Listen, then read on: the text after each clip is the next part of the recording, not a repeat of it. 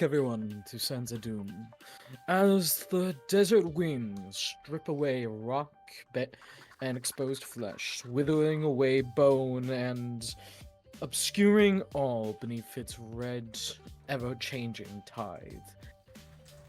As those of our heroes, those who had found the strength and will to rise in defense of the caravan, now sit about, waiting for a time, recovering from wounds they had suffered, and preparing for what comes next. As you are having just a bit of rest in this place. I don't have all the names in the one spot because everyone doesn't have their characters in Roll20, so my bad. What is Goblin name? Not Goblin name. Mine. Yeah, Kobold. Hobgoblin. Grizzle, Grumble, No, Scare. Kobold. It's on my character token. Oh, yeah. I probably should have just looked there first. My bad. It's alright. But as we come back into this, as you're taking a moment to rest from that rather treacherous encounter, even as your eyes nod off, you're brought back to a memory long ago. Well before you were welcomed into Alcarat. You were merely that of one of the many kobolds of part of one of a few different raiding parties, able to traverse the beastlands with impunity, working within the employ of the many different beastkin, from minotaurs to harpies to the rare sebek and many others. Your tribe was merely one of many. Though for you, it was always an odd moment, as a memory comes back to you, that of a time where you are out preparing for a scouting mission, working with a few others in the middle of the night where the moon itself was found lacking, hidden away beneath stormy skies. As you were traversing with your many allies, you came across a woman for about a brief moment. Human, preparing your attack, it should have been easy, but instead, she asked you a simple question, one that resonated through your mind as if that of a drum being struck in dead silence, rattling and powerful. Do you believe in fate, Grumble?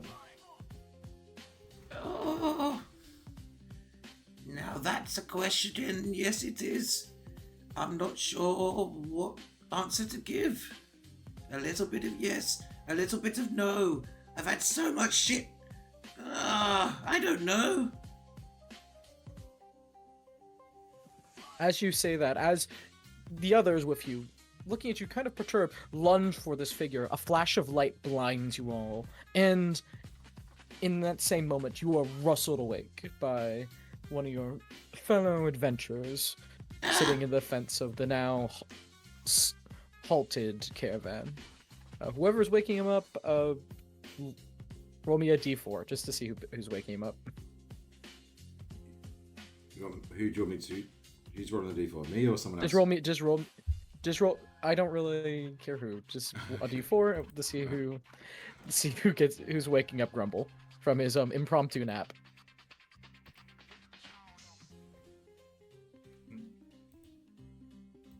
Alright, I'll do it. It's a 2. Oh.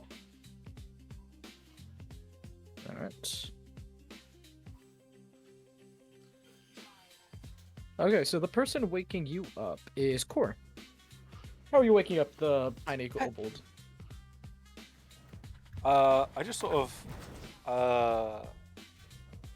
noticed like that they're in like a really uncomfortable position, and like Paul just like shakes him and goes, "Hey, how are you able to sleep like that?"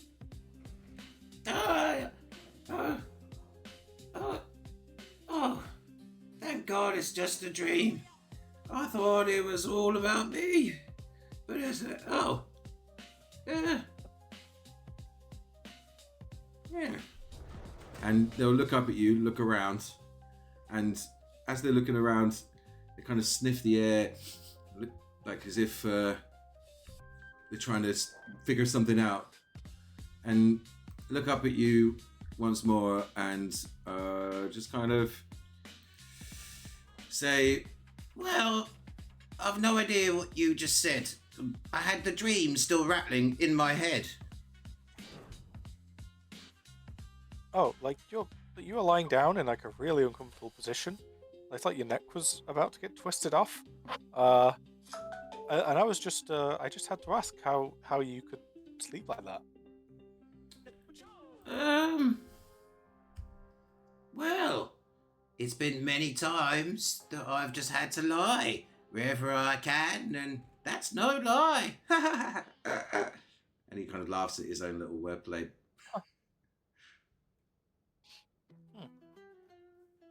Cole just sort of pulls out a small bit of ink and writes something down. I say, okay. Kobolds. We'll figure it out. You've got some strange resting abilities. We'll figure some of those out. Yeah. Well, you said something about a dream. Well, yes. It was ever so strange. There was an explosion and a way that everyone seemed to die. Everyone here that's now alive.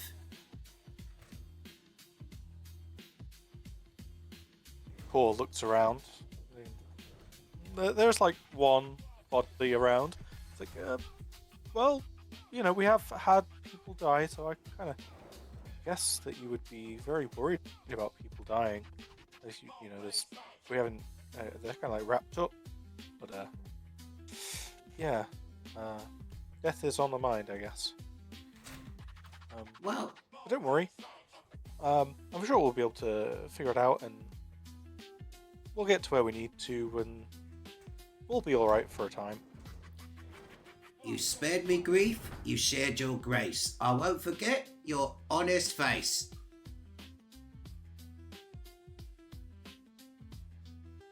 Cole just sort of nods. Okay.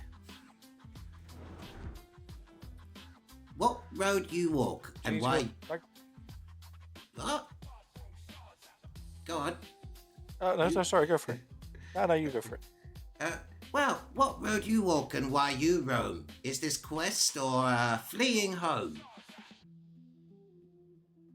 Oh, yeah, I'm here looking for bits and bobs and knowledge and journaling and trying to figure out what's going on. And I'm writing a book.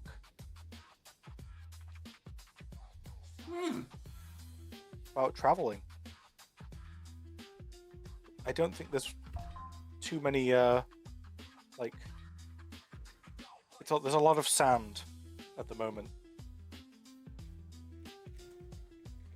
But hopefully it'll be better when we get to a larger settlement. Kind of nods, and when you say there's lots of sand, is this like a massive eye roll? Like, yeah, I hate this stuff. And the kind of like, It's rough. yeah. Of course, it gets everywhere. Have I heard that before, huh?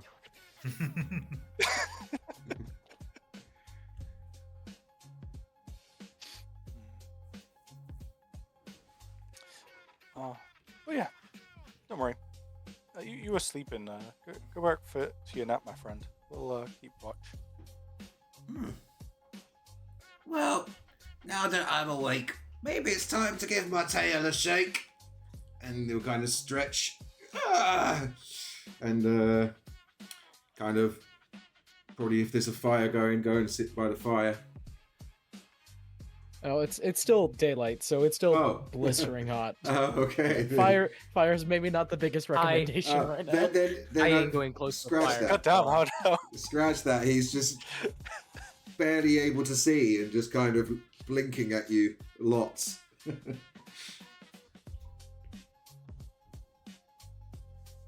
Yeah. I'm gonna approach him. Because I assume that we're back into the caravan, right? The caravan's currently as shown on the map. This part of the caravan has taken refuge against the wall of the canyon itself. Some of the more adventuring types have made their way back down. One casting what you would assume to be is move earth, causing some of the sand to kind of pile up, at least giving it a somewhat defensible position instead of being opened on 3 different sides. I look at what he's doing from afar. He's like, smart. Hey, little one. I point to the kobold that he's probably just prowling around. Its head turns and it looks towards your way. You want some sand? Some shade? There is a guy building a wall over there. You may can actually seek refuge over there.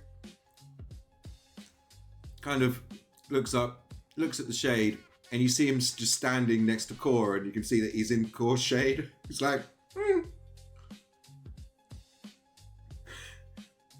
and then it appears round. And Well, lads, I'm good. I don't want to move. If that is enough shade for you, then I have shade my here. guy. I think it's more the fact that after that- like, I mean, I don't know. It's more for another reason. It's more like moving past the lady, but I don't know if you'd noticed how big your insight is. But it's not due to your suggestion. Understood. It'd be my guess, and I just still lay down. But I'm thinking of looking for shade myself. I am sweating bullets. And it, like, genuinely, the only people who doesn't sweat bullets at this moment are the people who are fire resistant. And last I checked, I'm not. So... yeah, that will be all. I don't have much to do at this moment. All right. As you're all kind of just sitting about, you can hear the return of many camels and riders. One breaks off as the familiar form of Callista, mounted upon her cattle with another figure upon, sitting behind her back, kind of holding on for dear life as she's definitely riding her camel with a little more ferocity than may be advised. As, yes. Aru, please introduce yourself as you're currently getting jostled about as this camel is not suited for 2 people, and with how large Callista is, sitting 7 foot even, as wide as probably like 3 feet wide from the shoulders, very large woman, very much not enough space upon this camel. Alright, so Aru, wait a minute, I show it roll.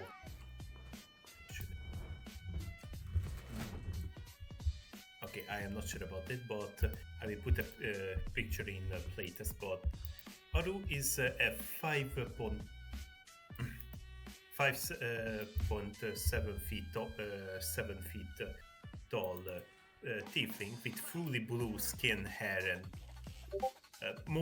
made out of mostly blue. Currently wearing many little, can I say it, rusted jewelries, have semi-golden look. So some you look at close to it, it's more of a painted towards it. He currently trying to get in a good position to not bother Callista, but it's a little bit hard due to his sheer size, putting a smile as, "Hi everyone, how is everybody? How is the show went?" I just kind of scoff and go like, show? People died. It is very unfortunate though. It is unfortunate, and we are still not moving. Is, Miss Callista? Yes. When is the caravan gonna continue? I have some important people to meet back to the destination. Unfortunately, for the moment, it's going to be stalled until we can find those who are lost. He wouldn't, which is my goal at the current moment. I just frustratingly just sigh and goes like, for once, I cannot believe I am actually complaining about something like this. Is there any way I can help? Just in case. Well, if you had any idea where potentially those taken would have went, it seemed that they were, from what I've heard from the many different individuals around here, that these abductions by a harpy were done in the middle of combat, and also were predominantly those of larger stature. Tieflings, all of them. Well, I'm afraid I didn't even see a harpy come by. I just learned about it when you came in. Perhaps one of our group actually has seen the harpy and where it went. Well, Or I sounds- did actually um, cut sight of the harpy in the middle of combat. It came right through the middle from above the wall we're standing up against right now, and it just grabbed a merchant and flew over the mountain to our left.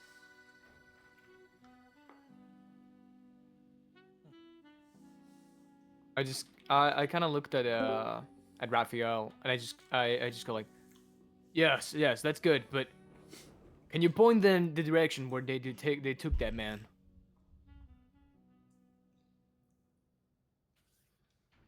Well, All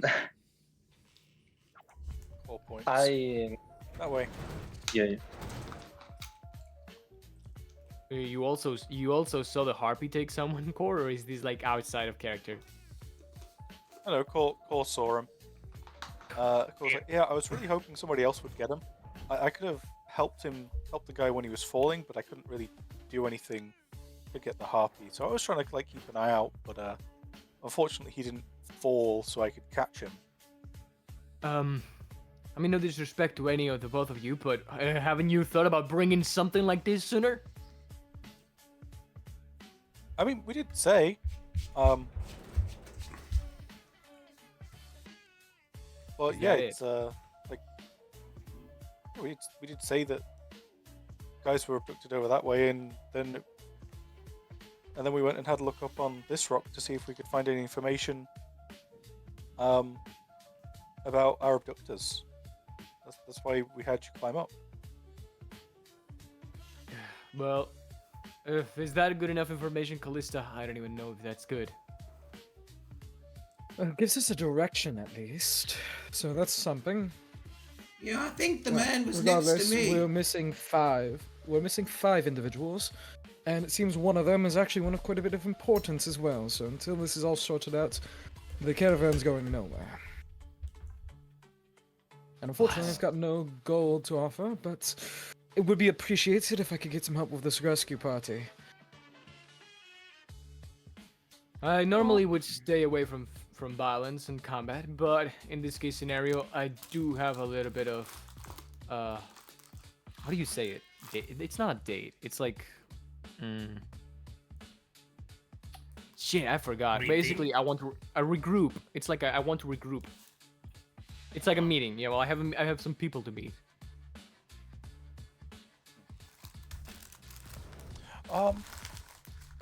Yeah, I mean,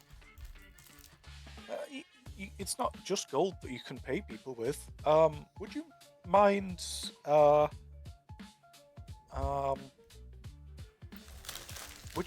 doing an interview with me, Clifton? Certainly something that I can do, if that is what you wish for payment in this regard. But I'd rather go save people first, and we'll get to it on the way. Yeah. Sure. Yeah, sounds good. Okay, well that is 3 people counting Callista. 4 if we count what is your name again? I point at the big freaking blue tiefling. Well, nice to meet you too, but my name is... You can call me Aru. I do. I've heard a word like that before. Quite often, to be fair. So have I. But ostentatious names aside, I believe, is anyone else going to be joining us in this regard? She kind of looks to the others. The guards kind of shake their heads, just knowing that they kind of have to stay with the people already here. I'll just nod. Well, I kind of feel like it's sort of my fault too that merchant got taken. So I guess I'll. You hear from the back. Normally I'm not one to put myself in such danger, but my aid can be provided as well. As Is this the once woman? again, yep, same woman as before. Her once again, pale white skin, wrapped in many scarves, all white with intricate patterns sewn into them with gold, all not embroidered with gold. What's not outlined either? Crap. Why am I- Gilded? Like gilded? No, like on the borders or something. Why am I brain Ah, forgetting wording? And in oh shit, how do you call it? Yeah, wait, give me a second. I actually have like a magic item with like that definition. I think. Embossed. Gold trimmed? No, I think Trimmed. I'm. Yes, I think, gold trimmed. No, gold trimmed is exactly how it is. I knew it. Large hoop earrings kind of peeking out from underneath as her beautiful features are somehow not marred from her transformation. Different, though she is ostensibly unarmed, it seems. Is that all? Okay. I literally just raise my arm. I point at her and goes like, "You." She kind of she quirks her head, looks at you. Me. Where were you? I was sitting behind the pillar. That no one went to look is more your fault than anyone else's. Well, we didn't think that far. Well, apparently. Granted, if you needed to say something, why point and stare? Well, I didn't just point and stare. I point and stare and talk, which I am right now doing. Either way, I would like to talk to you after this entire fiasco is over. I have some questions to deliver you. She once again cocks her head, looking kind of confused, but it's like, very well then. I'll take any help we can get for now.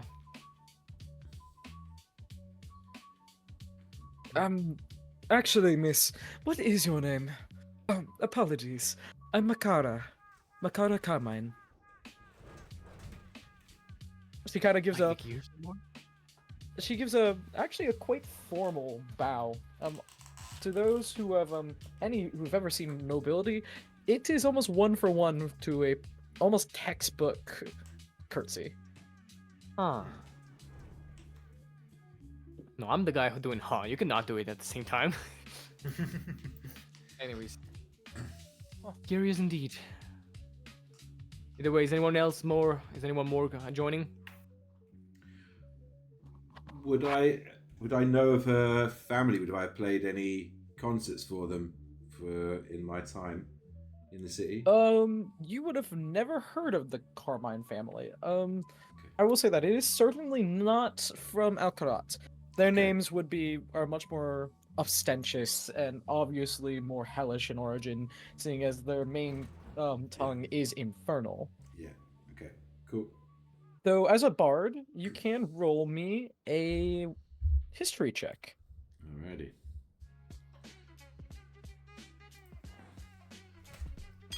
I hope it's not the 2. It's not. It's an 8. It's 9 minus 1. You actually, it's not much, but something that kind of comes to mind. You've heard about something about the Carmine family. Apparently, a quite powerful noble family to the far north. What they trade in is kind of unknown, but they're known to have at least decently close ties to Alcarat in some shape or form. Cool. As while most humans did not aid and abet the many tieflings fleeing the northern and eastern lands, the Carmine family, for some reason, is known to have invested quite a bit, 5 large galleons from their personal fleet. Curious. Very curious. So that this woman ostensibly claims to be of the Carmine family speaks to either a lot of wealth or that she snuck away because there's no reason that someone of this importance should be out here with no guards. Then again, if she is that important, her having an incredible blood-sucking, blood-curdling transformation could also affect the reason as to why she's here. She didn't suck blood. Well- She honestly extensively brutalized everything she fought. Oh, excellent. So she's like a vampire, like a vampire, like a werewolf, but scarier. That's good. That's good. That's great. After all, the Yeah, she, wasteland is a place for the how do you call them? The outsiders, the weirdos.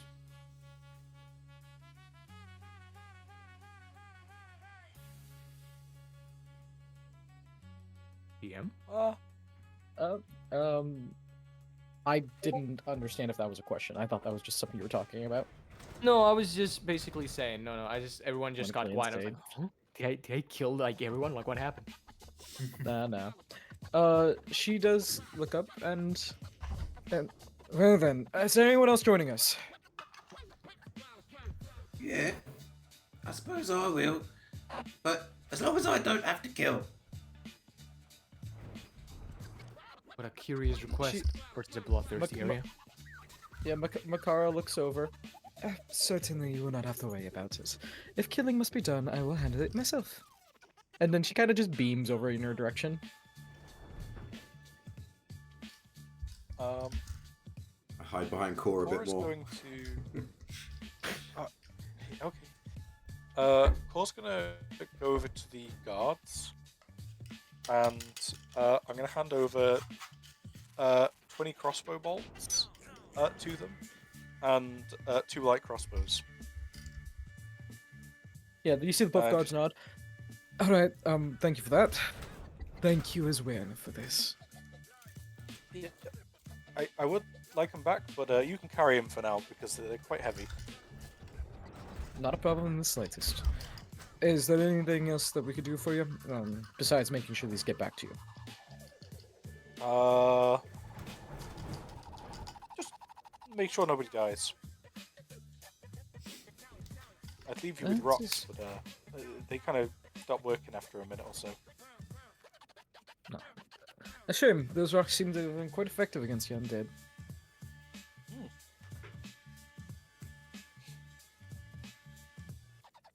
Yeah, it must be the desert or something.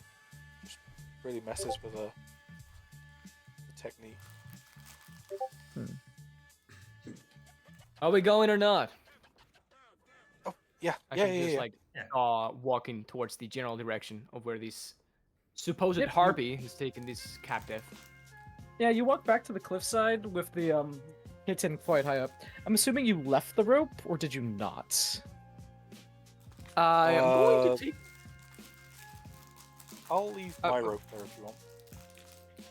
Copy that. If it's your rope, then yeah. Okay, I was gonna say like I'm making sure that my climber's kit is ready and in my inventory, like back. Like I ain't leaving anything behind. I make sure of my equipment like 3 times every time I leave somewhere. That's fine. Alright. So, sorry, just grabbing everyone's. I'm getting everyone's tokens together. Blended.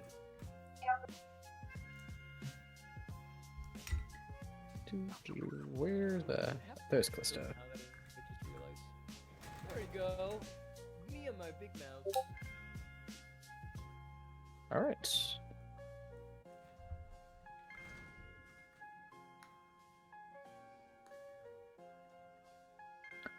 As you all begin making your way over to that place, climbing up the canyon wall with not too much effort, though the blazing sun above does provide much discomfort to such a climb.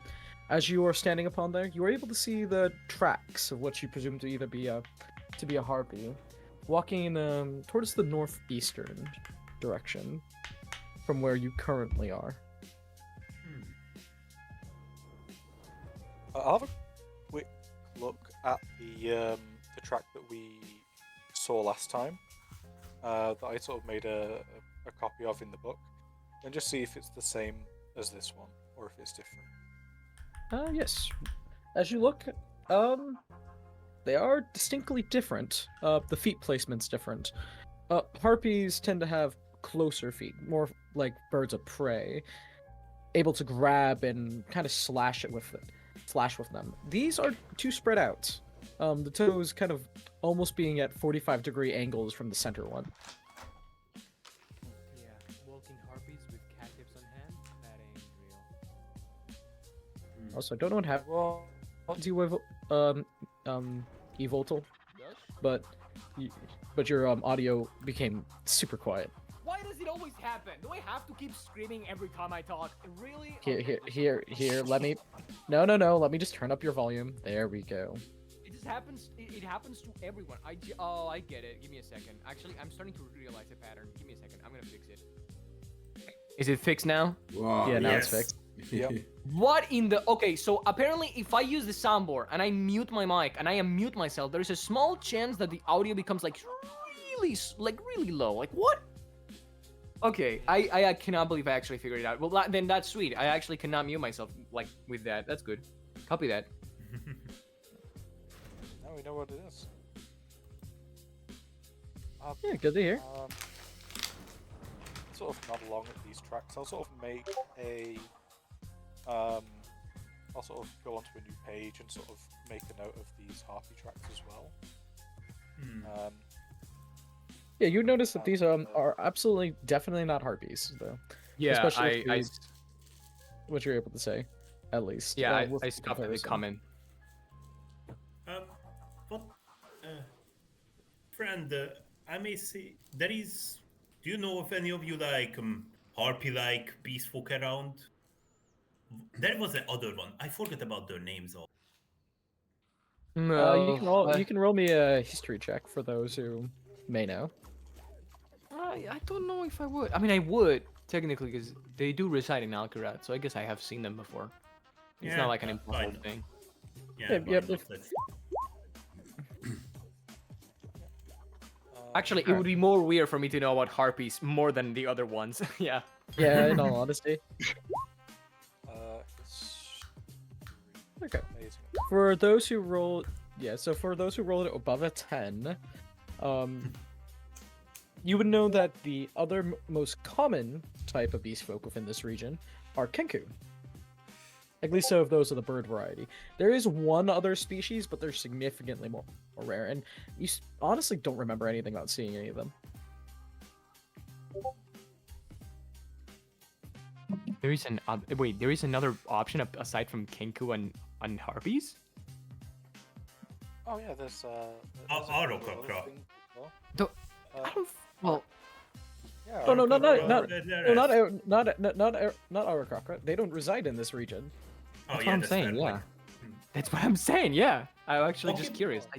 Yeah, later we figure it out. Then looks like. Yeah, it. we'll crack that code later. Let's go. We crack that egg later.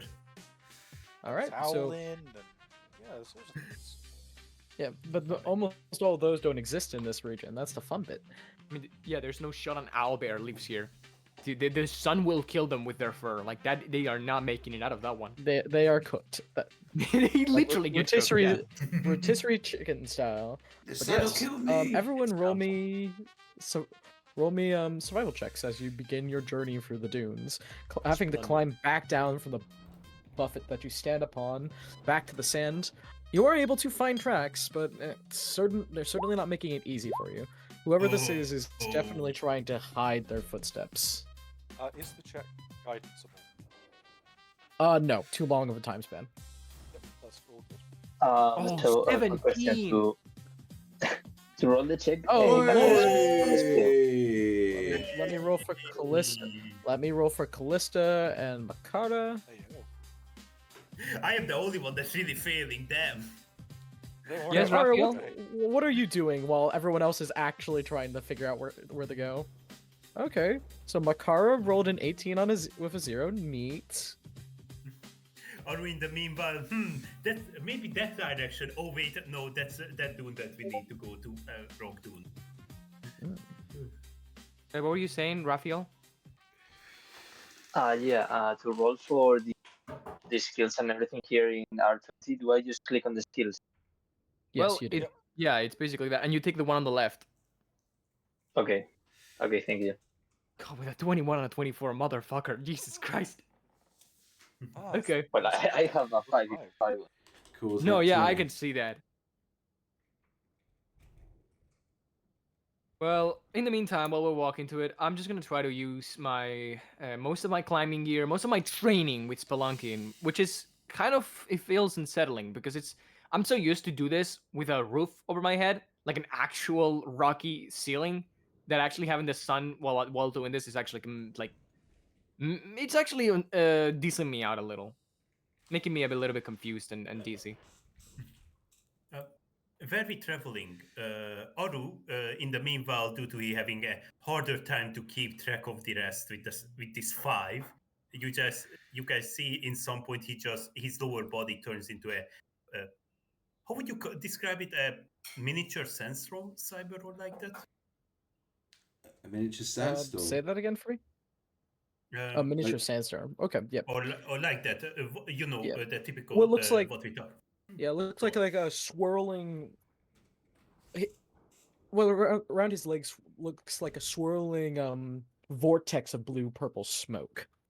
Oh my god, this is so much easier now. Whew, as he floats. I just My eyes I just look at widen. I just look at the magical. Are tieflings supposed to be able to do that? No, no, most of us don't. And the few that can have wings. Core pulls out. Yeah. Hey, tell me about this. About your legs.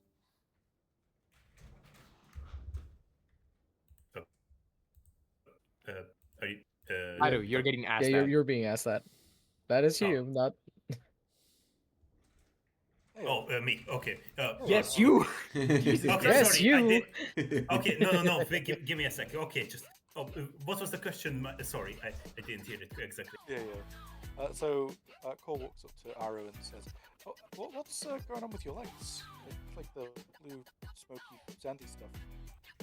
Oh, you see, I have magical tricks of the most mightiest creatures of the elemental planes, as they call it, of the genies. I can turn my legs into dust storms. That's the best way to describe it in a simple.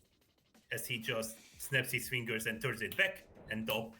And now I have legs now. I don't have legs. Now I have. Now I don't. Oh, wow!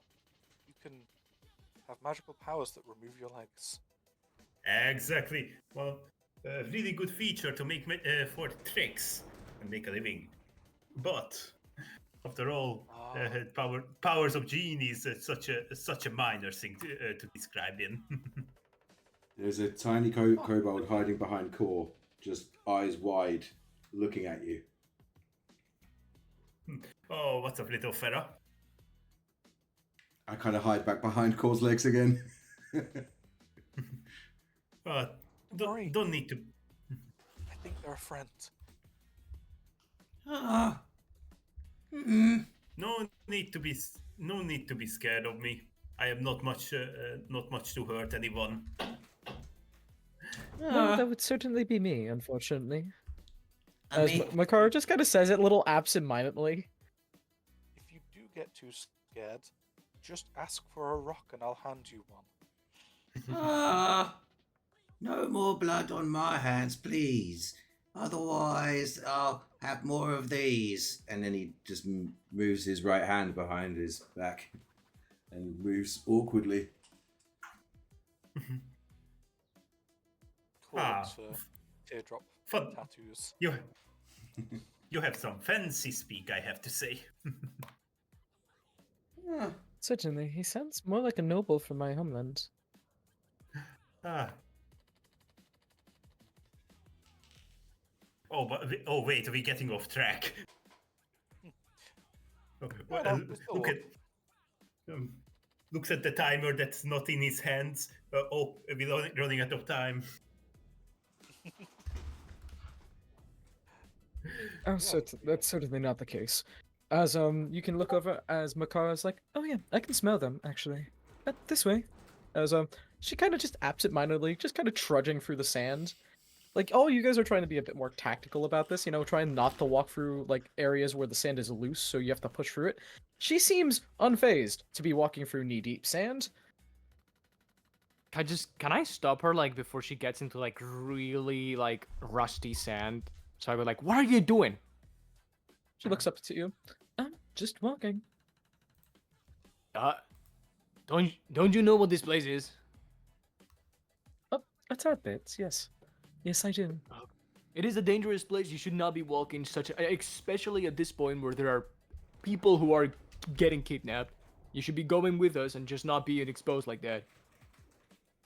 Oh, well, you all are standing out in the open. Uh, She kind of points because as everyone's been kind of not selfing this way for travel. oh my god, am I the only person taking this with any type of seriousness? No, I'm also taking it with seriousness. Though, Miss Carmine, why are you doing that? Isn't that heavy for you? Oh, not in the slightest. Walking just through look at knee-deep Callista. sand. I just look at Callista with like very scared eyes, like that's not supposed to be. That's not supposed to work like that. That's not how it's supposed to work. No, Calista meets your eyes with with a kind of a suspicious look, not towards you, but kind of No, I know. glancing over to Makara over there. It's like, oh, yep. Oh, is this unnerving? Sorry, I'm also used to this.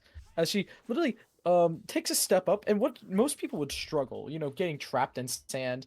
As you realize she was walking through, it wasn't just sand she was walking through. Luckily for your placement, you're not standing in the quicksand. She just didn't care. She's been moving through a solid 10 feet, around 10, 15 feet of sandstone. No, the outermost bit of what is quicksand, completely unimpeded. As you see her literally retch one of her legs out, not even tearing her garment somehow, though it's now covered with red sand, as she literally just steps up and looks at you, as this a woman who's only around 5 foot flat. Just gives you a cheerful look. Apologies for my comment, Your Highness, but are you? Never mind. I just shut up and continue like trotting, going on the like the other way. Well, not the other way, because that would be like just going back to the caravan. I'm kind of gonna try to like take the longest path, like the furthest path away from her, and keep on going. Were we traveling, Aru just looks towards the kobold and Haikuru's character. Sorry, I'm not exactly sure which one is that. But sorry for not asking it earlier. What's your name, my fellow friend? Yeah, I'm Core. Yeah. Oh, nice to meet you, Core. And what's up with you, little fella? Well, because I often mumble, most people call me Grumble. Well then, nice to meet you, Grumble. He nods towards you in a slight bow. Oh, I guess if it was not heard before, I am Makara. Nice to meet you, Makara. I am once again I am Aru, the great. What would you call it? Elemental sorcerer like that. Yeah, let's call it that. Not exactly sure, but let's go. Here to Alright. grant wishes and much as I possibly to help. Certainly thank you for the aid, but I think we're going to be arriving soon. As with an expediency that you did not expect, along with the surprising capabilities of Core's tracking, along with Raphael and Bakara, who, unlike the rest, seems to be literally smelling where the others are, able to pick up on their scent almost more like a bloodhound than a person. Within an hour of travel throughout this brutal place, the wind ripping through the desert canyons and pulling at anything that's available to it, cloth, flesh, or otherwise, sending sand scratching against your skin that's exposed. You two start here in the distance what must be that of singing. Certainly not that of a voice, more of a tune that's able to be heard on the breeze itself, as if carried to you by some mysterious hand. The soft melody continues to play as you begin seeing what looks to be a large encampment, able to be seen through the various canyon walls by the various tents that are erected. So you can see some motion, people looking to be packing up what looks to be a few different pack animals and preparing to leave, though at the moment there seems to be no movement to truly exit or flee from this place. They seem to be moving languidly, almost sloppily, taking no heed that they may be found out somehow in the desert itself, almost ignorantly so. How is my voice Callista- right now? Hmm? I thought like the volume of my mic is it okay right now? You're good. You're perfect, dude. Okay. Whenever you're done with the descriptions, I wanna just you could keep it going. Yeah. So you're not in here yet. You're gonna be able to pick where you guys kind of want to go. I just want to get you guys to the map. Imagine, I imagine. Well, there is a lot of guys here. That is Sure it true. Hmm. Oh, we're missing two, by the way. Great. Yeah, double check. Just we want to hear. 2 more. Pretend.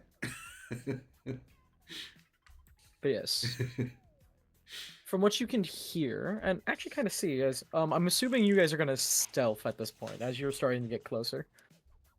Well, Yeah, that makes Yeah, we'll try.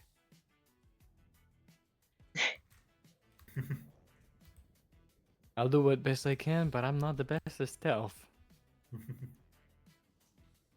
Yeah, I feel you. Yeah. I actually may have to be like a Scooby-Doo bait, man. I actually may have to be Shaggy and just attract attention. Because if I go with you guys, I'm going to fuck it up. Oh, rough row. Shaggy. You owe me a Scooby snack after this. Would you do it for 2 Scooby snacks? I would lay down my life for 2 Scooby snacks. Let me tell you. Oh, Callista's got an at 20. That's good. Oh, nice. What? For a stealth check. All right, Okay, Makara, don't um, fail me. Okay, they're gonna go over here, right? So Mm, There we go, mhm. guys. okay. There we Ooh. go. Okay, Core, maybe There we we should, go. Core, you should have not done that. I mean, we should have thought first of what to do instead of all going in. Okay, with, like, do keep in mind you're not there yet. This is kind of like you're stealthing from a distance. You wouldn't. Oh, This is something that you're not. To set the scene, you're not even at the encampment yet. You're still probably a Thank good God. Yeah, yeah. 100+ feet out. This is more going to dictate how you guys enter in. So you guys know ahead of time, but you do know who's going to fail, but the characters do not know who's going to fail. Okay, that's good. That is going to be a 4. Oh God, this is such an unstealthy Oh. group. How did the bimbo get ahead of you in stealth? I have no idea. I genuinely have no idea. Got a +2. In- Pretty fair on him. Well, to be fair, I do have a -1. Oh, I Yeah. was gonna say Makara has a 6, so actually it makes perfect sense that she got ahead of you. Then what was the point of the question? She has all the logic in the world. Yeah, except she's got a -2 in intelligence. She's got a 6. She's just built different. That's how it is. I could be. I actually am kind of smart. I'm above average, and look at me. I'm like an elephant in a tea shop. I just cannot work. I cannot do that. Steps on sand, somehow makes glass noises. Oh, you broke pottery Crunching somehow. is insane. Area. But yes, as you're all approaching, you can hear that just wordless melody just continue to sing out. No one seems to be looking about or even worried about you guys, but you're able to see ever so slightly through this opening into this encampment. Though you do see there's another way. If you were to climb up to another way, there looks like another opening into the camp Yeah. itself. If I So were just to kind of get- stop everyone a little far distance and be like, "All right, so what's the plan here?" Stealth If I or were- combat? If I were to suggest something, I am not much of a stealthy guy. Something of a bumbling buffoon, sometimes I get called. Um, if you guys want to go stealthy, I proposed for me to do a little bit of a distraction. If needed. Well, it seems like one of those routes would give us a little bit of high ground. That's always useful. It is useful, but also exposes a lot. It is a tough choice, and to be fair, it's not one I think I can actually take by myself. If anyone needs, I'm open to ideas, but for now, would opine that it's best that if someone is going to do the stealthy way, it is best for me to not be there. Yeah, I mean, I can kind of see a similar thing with me. I'm just carrying a lot of like jingly stuff. You are literally making clanking noises every time you step. Yeah. Clank, clank. Wait, so Clank. Jesse, are you the only one bad at stealth? Like with a negative? I think I am. Yeah. Why? Because I could maybe cast guidance to help you with those checks. I mean, sure, but the roll has been made. The 4 is already done. But you can cast me guidance if I need to Yeah. like talk. No, if I need to talk with someone, I go like, "Hey, dude, the Well, yeah, the makes boss sense. If you're sent gonna me." go Like, by yourself, I could yeah, do you're that. gonna need it. So yeah, Okay, I'll so definitely not complain. Yeah, I'm thinking about guidancing as well before we start. I kind of think me, but again, I'm happy to pass it on anybody else. Anyone has any other ideas? This is the time to talk. Well, um, well, I I am. I kind of want to go with you, Jesse. You wanna come with us then? Yeah, with like the distraction. Okay, Raphael, I shall not complain. What about you, Aru? I was about to suggest I have some spells that thaumaturgy to make loud noises for destruction, but maybe my stealth can be a little bit better due to my ranged attacks. I am not good at melee. I would be Good. squished, as some people say. Good. I am not a very hocus pocus guy, so it is your taken. I shall not take any comments about it. Yeah, fair enough. You are more of a clanker. I don't even need clanker. I'm literally wearing fine clothes and a little bit of leather. Either way, that's good enough. Fair so- point. I can go for wherever, in all honesty, as well. Okay, so I'm gonna. It's so funny because last time I played this part, I literally also tell the plan, and that ended bad. Anyways, so this is the plan. We're gonna go a little bit. One is gonna be stealthy, the other one is gonna be the bait. I need to take into account that we need to be the most resilient options of the entire group come with us. But even then, I believe either Callista or Miss Carmine stays with one of the stealthy groups. Miss Carmine, how much of a dexterous individual are you? Oh, quite so. Also, just in case, she does kind of to kind of prove point for her strength. She turns to the wall and then, with a motion that you can barely see, not so much that you'd say monk, but apparently at least skilled with unarmored attacks, as she slams her fist full force into the stone wall next to her, as you see spiderweb cracks form through it, as she does have to dig her fist slightly out of the stone she is damaged. Nice.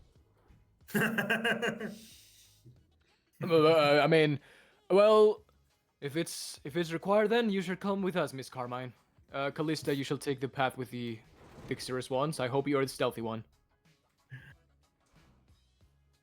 Oh, this will be fun. I haven't had Okay. some good old-fashioned natured violence in a while.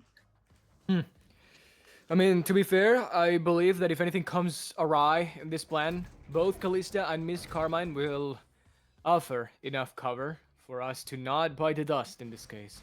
But I shall tell you this: we are not heroes. If anyone is having a little bit of a tough situation, just disengage from combat and run away. Don't stand in the fight. Okay, that goes for everybody. Yeah. Okay. Does anybody have any complaints with the plan? Not I Where shall we have. go? Sure. I start packing my things and she's like, let's go.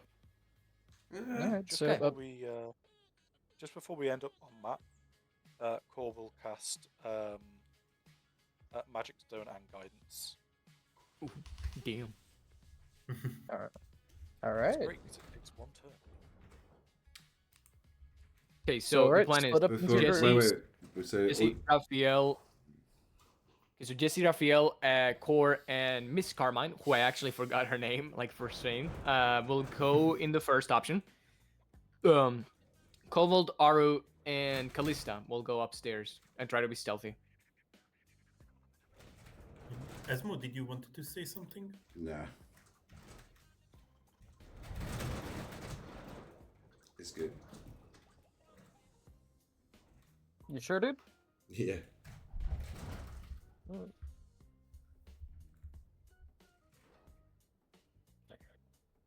I was just going to Alright, cast Bardic as you begin at Inspiration, but I just thought I've only got one left, so I changed my mind. Ah, Oof, yeah, no, Yeah. absolutely not. Yeah. Wait for that.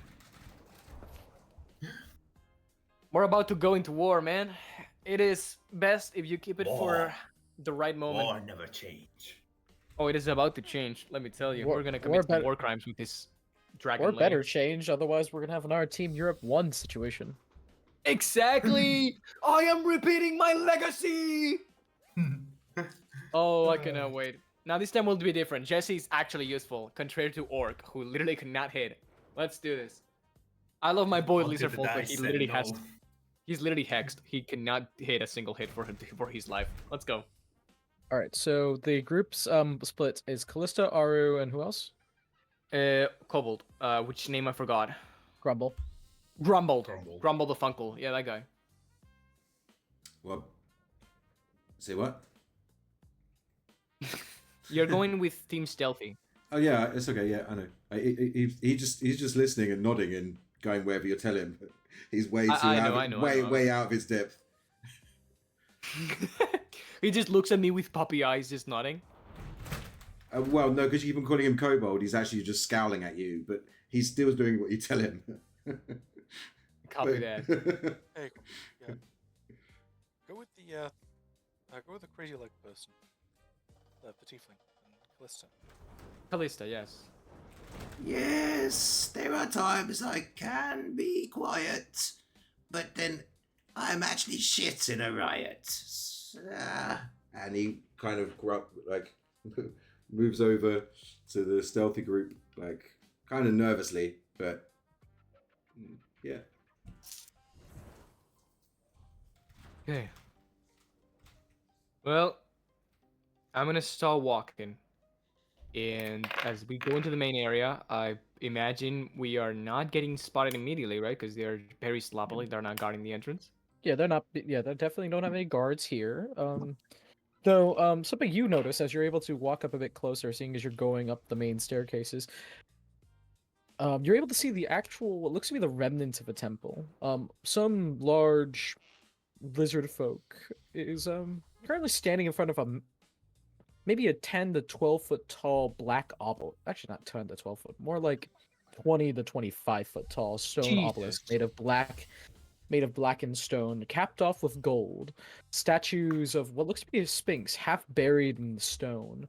And underneath the slowly eroding ground, you can see that what used to be intricate tile and mosaic work that used to litter this place, now worn away or broken apart from the very sands and desert itself, slowly eroding anything that has been left out to the elements. Standing by him, or more slithering by him, is two massive snakes that seem to circle around his feet, while another hangs around his neck like a scarf.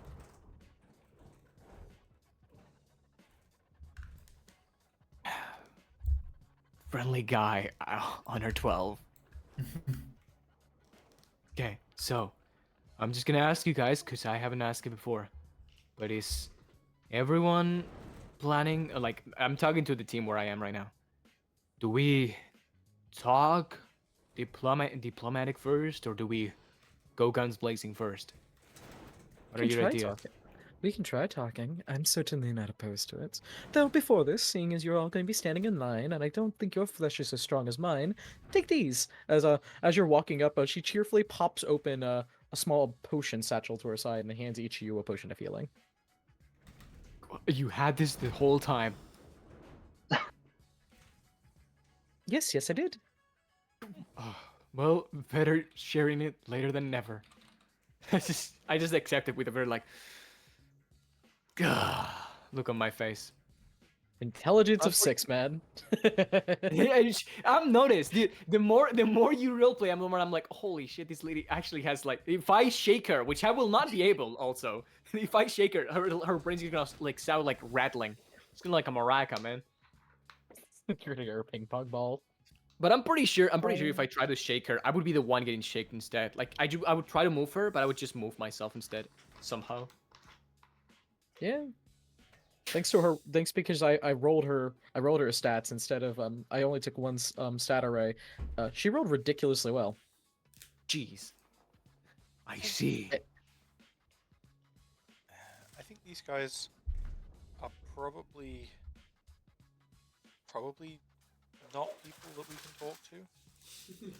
We can talk our way into a position, but we're gonna have to gun. I think they've abducted the people that. If it's gonna come to that, I can cast command to lure one of them in. Well, there's the non-zero possibility to consider that because they captured them and they didn't kill anyone, then killing them in return is maybe not the wisest. I don't care really either way. As long as I am able to knock someone unconscious and break some bones, I'm cheerful all the way. As much as I don't like killing, there is also the point that this is the wasteland. I don't like killing as much as the next guy, but this is a ruthless place, and I'm pretty sure if I ever try to do the whole, hey, we shouldn't kill these people, I would lament it later on the line. So we'll try knocking them out, just in case. Maybe perhaps Alcarat will be able to deal with them. Oh, God, where is Callista when you need her? I just Over yeah. there. Yeah, I was gonna say segue to Callista, Aru, and Grumble on top of the hill as you're having this conversation. Nice. You guys are gonna be able to get a full thing of movement in ahead of time as she whispers to all you. So we're going to take them alive, or as many as we can. Protect yourselves, all that. Also, Grumble, if you're really worried about it, please stay behind me. I do not think you're. She kind of eyes you up and down. Not to be rude, the most durable of fellows. He pulls out two blades and just goes. It's just two little knives, but like to him, it looks like he's holding two swords. Nice. For him, Aru just looks you're at a gnome, Callista. but everybody else. Callista just kind of chuckles, just like, never mind then, a fish warrior indeed. Yo, this kobold is kind of feral. Holy shit. Aru just laughs. Oh, okay. We don't. He can solo the entire team. But looks at Callista. Sadly, I cannot promise I take them alive due to I don't have. How would you say it? Magic that would the damaging magic that would allow me to spare them. Sadly. Well, do not It is true. do not prioritize it. Well, actually, prioritize taking them alive as possible, but if that's really all we can do, they've already attacked us once with an ambush with undead. Just moderation. Yeah. I feel like I'm gonna buy a lot of drinks for somebody after this. I don't know who. Oh, we'll see. But yeah, you guys are going to be able to get one full turn before your other party members who are taking the more open route. So you can get into position where you like within 60 feet. 60 feet? Actually, no, 30 feet. Sorry, you guys are stealthing, so you guys are half movement. So so even if you dash, you only get 30. Yeah. and getting down these drops. How hard? There's 5 feet, right? Not enough for. They're not. They're 10 feet, but with moving slowly, I'm gonna say that you're able to easily just kind of avoid the fall damage entirely. Okay, cool. Like you guys are moving slowly. You're being stealthily. You're being careful. I'm not gonna have you roll for the really low chance you somehow roll a 1 and somehow trip and stub your toe. Is there anything edible over here? Is there anything? What is this stuff? What you see over there is just an what looks to be one of the encampment. It's starting. There's nothing here besides a smoldering bonfire, probably from one of the nights. Within, looks like a loot. A lot of different jewels and stuff like that. A few different items, stuff that you probably could grab, but maybe not the wisest to try to go smashing and grabbing while moving towards combat. No. I was just wanted to have a scout as I was, but also, is this a cave system with a ceiling, or is this still in the sunlight? Oh, that's still in the sunlight, Shit. unfortunately. Right, okay. You can Cool. you can easily get inside of one of the buildings, and I will say that your sunlight sensitivity will be mitigated. It's cool. I've got pack tactics. I've got ways I can get around it. It's all good. Just gotta stay by people. All right. Yeah. So as they move, and you're let's go to team obvious distraction. That is my middle name. Yes. Let's go. Yeah, Okay. where are you guys moving? You can once again, you guys can move, but as soon as you get 30 feet from where core is, as soon as you get to this opening right here, you're I'm just going gonna to look at immediately be spotted. I'm just gonna look at Miss Carmine. I'm gonna say, care to accompany me in this walk? Oh, I thought you'd never ask. Yeah, It's she holds out one hand, just kind of expectantly. I kind of look at it confused because I was kind of like using like a metaphor, like a cool talk, and I was like, oh man, I just grab her hand gently, not knowing exactly how to do it. Yeah, This might be the first time Jesse has actually hold someone's hand. She adjusts your hand a little bit, but for someone who's able to punch holes in a stone wall, her hands are very soft. She's not real. She's actually not. She's not real. I'm gonna sorry. have You a saw that. feel- You saw this woman morph into an eldritch horror a second ago. Yes, there's no way this person is real. I know, that's what I mean. That's what like I'm gonna have a field day with an interrogation after this whole situation. Let me tell you. Okay, so I'm just gonna everything I do with this woman is gonna be like at one side of like, oh, this lady, I'm suspicious of this woman. So yeah, I'm just gonna walk with her. Kind of like I'm gonna if we approach to anyone, if anyone approaches, I'm gonna try to take the lead on the conversation.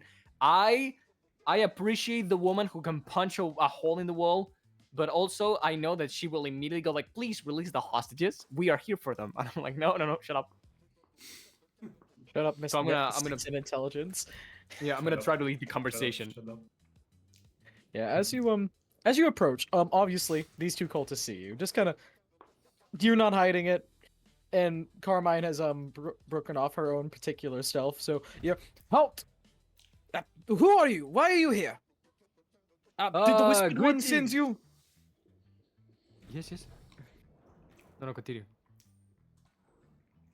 No, that's all they're saying. That's all they say. Okay.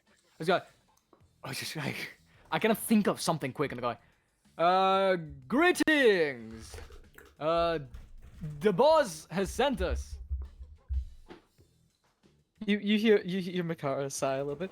I believe the Cold Whisper did send us indeed. We went to what was it, darling? As she kind of looks over to you.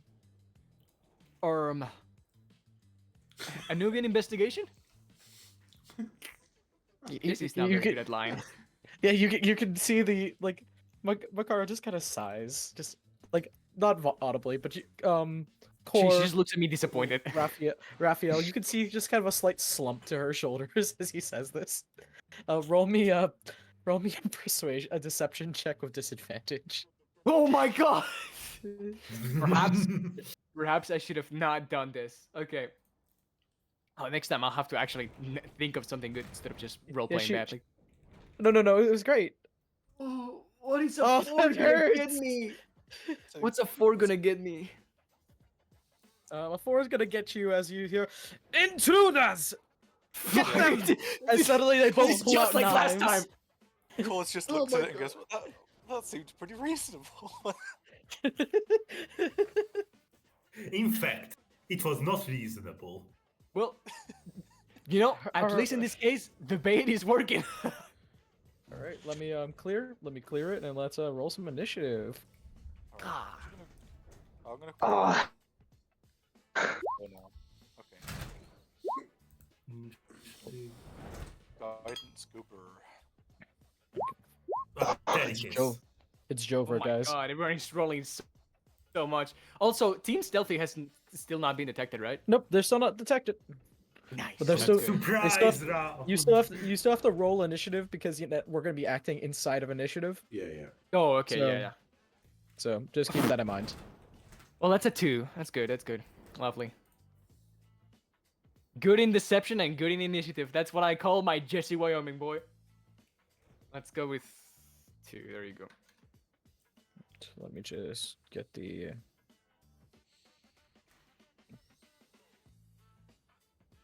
Get all the damn tokens lined up how they were supposed to be. Yeah, as the intruders is yelled, Team Stealthy, yeah, you're able to hear this. You're able to hear that as the yell echoes off the canyon walls. Though surprisingly enough, the lead figure, the large ornate lizard man with the black snake wrapped down his neck, seems utterly unfazed by this nonsense. Dude, this is just like deja vu, man. This is... But you do, from being up there, you are able to actually see something they can't. As you see in his hands, what looks to be an amber jewel he is offering up to the large obelisk, and you can start seeing golden light start emanating from it. I assume I just see the light. I don't see what it is. No, he's holding it above his head, Yeah, so but you're able to see that is like a. Oh yeah, no, you're Yeah. You're the kobold. Yeah. Sorry. Sunlight Symphony. Forgot about that. Yeah, unfortunately for you, you just see light, and it's just like, I don't want to look over there. That hurts. Yeah. Gets flashbang. Here. Where is it?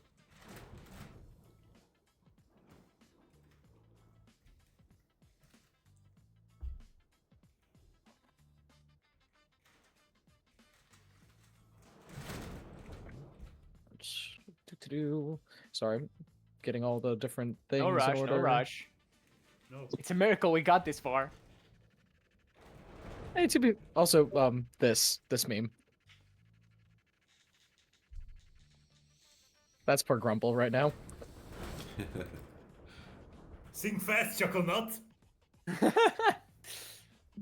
I wish I was joking, but when I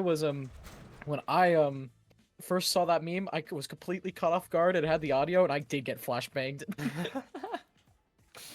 Excellent. You Splendid. didn't sing fast enough. No, I didn't think fast enough. I was like, "Oh, what's that?" It's suddenly blinded. Well, the Just only the reply scout you for can fathers have- intended. The only thing that you can say after that, off to visit your mother. Off to visit your mother. I should make it. But anyway.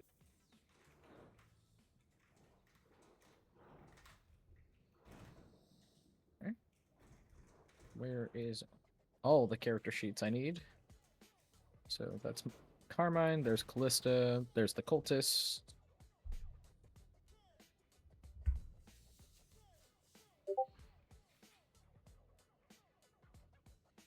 NPCs. Sea snakes.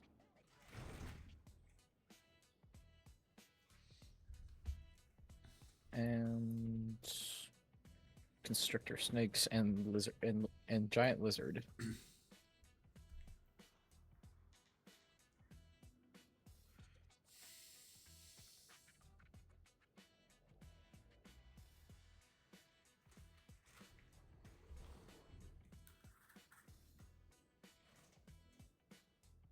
Mm.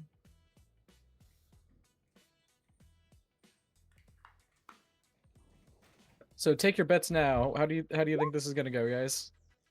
Yes. God, I am Oh, he's gonna hoping go for. fir- I am hoping for Miss Carmine to be built different, because if not, we're fucked. My guess is this is probably not going to go well.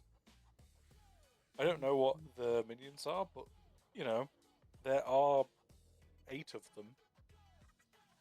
Ye of little faith. Yeah, I mean, there is only like 8 minions, a harpy, a lizard, 2 2 snakes. Oh, I will say giant that- snakes. I will say that the harpy is Death continuously singing, from what you can see. She is Oh, okay, so- obviously not getting onto combat footing. Oh, okay, so the harpy we don't need to worry about. Yeah, Yes. she's just kind of For now. vibing out. As you can see, her continue her song even as battle looks like it's beginning. Okay, so only the cultist, the lizards, and technically in the side there is a giant lizard, but looks like I'll be in a cage, so we don't need to worry about it yet.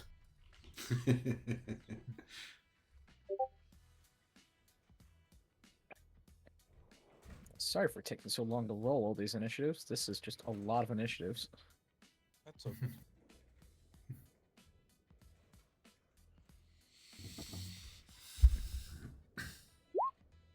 There's sea snakes.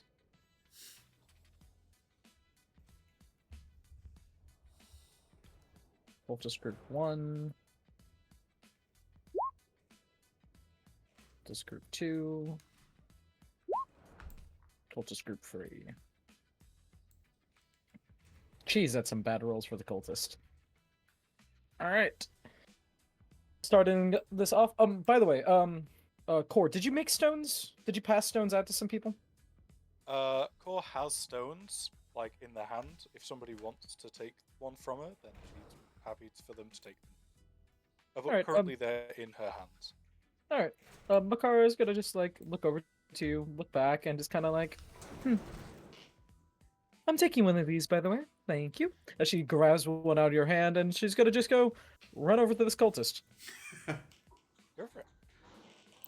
Kind of punch him in the face.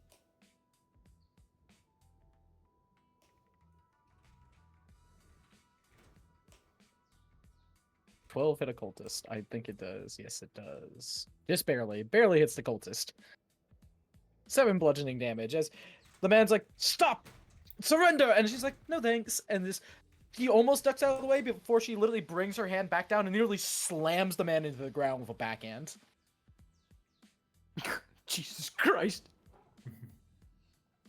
You can hear him like stumble as he's like, "What did I just get hit by? Oh, that's me." And then you see her bonus, and then she bonus actions because she has the Tavern Brawler feat to athletics check a cultist to a 0. I think she gets him. Yeah, no. Even on a 1, I think she gets him. Yeah, you can't lose that check. As suddenly, as he's on the ground, she wraps her hand around his neck and picks him up, right? And she's like, "Oh, Jesse, Core, sorry, I don't remember your name, but easy target." As the guy's struggling in her grasp, as she's holding him above her head. I just kind of look at her direction. I go like, I just, like, mildly loud. I just go like, "I'm so sorry." Just imagine, like, she just picks him up over her. Yeah, she's 5 foot tall. This guy's like 5'8", so this man is taller than she is, and he's just getting dangled like a doll. Maybe it was for the better that we're doing this fast and painless for them. Aru, you're up, by the way. Grumble, Nice. you're on deck. Just keep that in mind. Yeah. All right. Do keep in mind you're So- currently stealthed, but if you're out in the open, I am gonna have you make another stealth roll. Essentially, if something gets line of sight on you, you're gonna have to make another stealth roll to not be able to be spotted. Are they not Because it is distracted? broad daylight. Are they not distracted by the kerfuffle downstairs? No, they are definitely distracted, but if you step right into their line of sight, which is essentially a... Here, let me... Like a 45-degree angle or something? Yeah, a 45-degree angle. I can just show you the cone. If you get into this line of sight, they can still see you. So Alright, just cool. Alright. keep that in mind. Yeah. Yeah, just keep that in mind. All right. Time for action. See? Aru Yeah. moves around. Oh, wait. Do you hear me, right? Mm-hmm. Yeah. Okay. So Aru moves here. And due to his stealth, next attack is just advantage, just checking, right? Yep, that is correct. Okay. Unless it's a saving So- throw. Saving throws are not affected by stealth, unfortunately. Yep. Yep. So, first of all, bonus action, Hex. All right, who are you hexing? Let's see. Oh, wait. Number one cool test here. This this cultist right one. here? Got it, Yep, got it. this Hex. Guy's getting hexed. Let me get a token for you. There you go. He's hexed. And you see him visibly flinch as a mark comes into existence above his head, only visible to you, like that of a wispy shattered lamp wrapping around his head. All right. And everybody favorite spell, Edge's Blast. And shoot him in the face. Oh, that hits. Oh. 25 would hit. And for damage, There goes the okay, stealth. okay, so Don't forget your hex bef- damage, or did you already roll no, hex damage? I already wrote. So just let me calculate it. So 7 points of damage from my Edge Blast, plus 1 from the X, and additionally due to my Genius of Glass, I deal additional 2 points of fire damage. Oh, yeah. As you fire this Eldritch Blast, purple and blue lights turning to smoke in your hand before releasing it outward in a blackened burst. Completely surprised, like looking around why he's feeling like there's a headache, like he's getting a headache. Before his head explodes. As the magic slams into his head, he thinks he's fine for but a moment before blue-black smoke begins seeping out of his mouth and eyes before hearing a deafening crack as his head detonates, covering the area around him with blood and gore, and what used to be his brain matter. Aru looks at Callista. Hoops. As a general, oops, that was too much for them. Oops, I thought they can handle more. And Callista's just not a sigh, just like kind of a shrug and just kind of readies her axe. Callista looks at. All right, and then when Callista does that, I do the same thing. Oh, okay. all right. I was gonna say, who has to hire Dex actually between them and the cultists? Because what's your Dex? Because they got plus one. I have a +1. No, I'm not talking to Aru. Talking to. I have sorry. a +3. Oh, cool. Then you do beat them out. All right. Sweet. Cool. In For- that case, for me, that's my turn. All right. Yep. Grumble, you're up. Next up on deck, be ready. Is going to be at the after a whole bunch of stuff, Core and Raphael. So be ready. okay. So Grumble, what you doing? I'll go 5, 10, 15.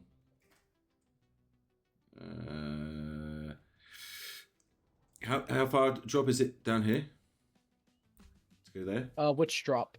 Oh, that drop? That drop's a lot higher. Like where the other ones were around 10 feet, that's around 20 feet. That's a 20-foot drop.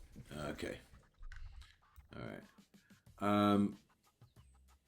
Then I'm gonna try and move on this edge to here. It's 30 feet, and then I will dash to try and get behind the tent here. All right. Roll me a stealth check. They did see their friend's head explode, so they are looking in that direction. So roll me a stealth check. Okay, on it. So that is a. Go on, be good. Ah, it's a 15. Hey, that makes it. Ooh, nice. All right, cool.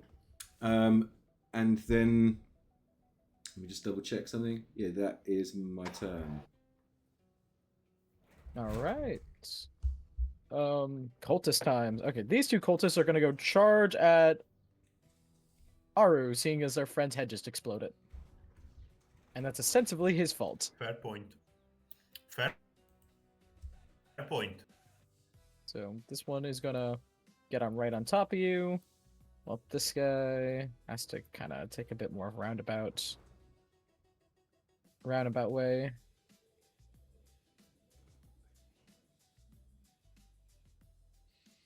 They're gonna ostensibly flank you. As two come around, and Callista's gonna have to roll a stealth check. That's nearly impossible, but you know she can try. I believe in you. Oh yeah. She actually does make it. She kind of like seeing the cultists run around the corner. She's able to just kind of find a nice part of the wall and just hold tight as they surround. I realized I did not roll for Callista, so she's not on initiative. There she is. There we go. So yes, she's able to just kind of find a spot with this fence where she's able to hide just enough that they don't notice her as they kind of focus in on Aro. But unfortunately, because they had the dash, they are unable to make attacks. You just find yourself surrounded with two cultists, wrapped in green,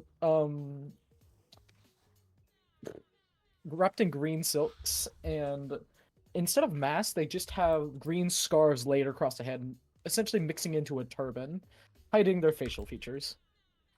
As Aru's getting surrounded, much as I am in a panic of getting stabbed, and I accidentally exploded your friends, I have to say you guys have some good style. And yeah, both look at you, look back to each other, and then just ready their knives. Oh yeah, that's my reaction. Help! Yes, carry on. Yep. As that's going on, some constrictor snakes are gonna get moving.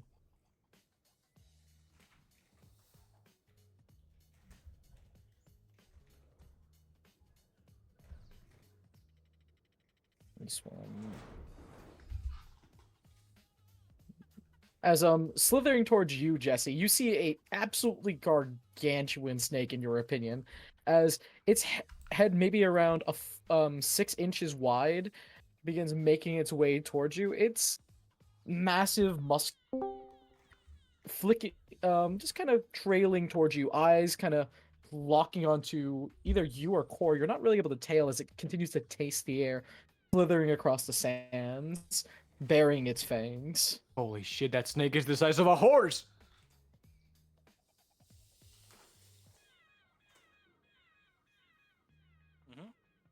Yeah, it's pretty much it. That's my comment. It's the size of a horse. Don't you guys agree? Yeah, Seems no, quite Yep. large. yeah, it's definitely quite big. Yep, it's quite big. Yeah. What is the this end smiling of friends bit that I just made? Let's just go.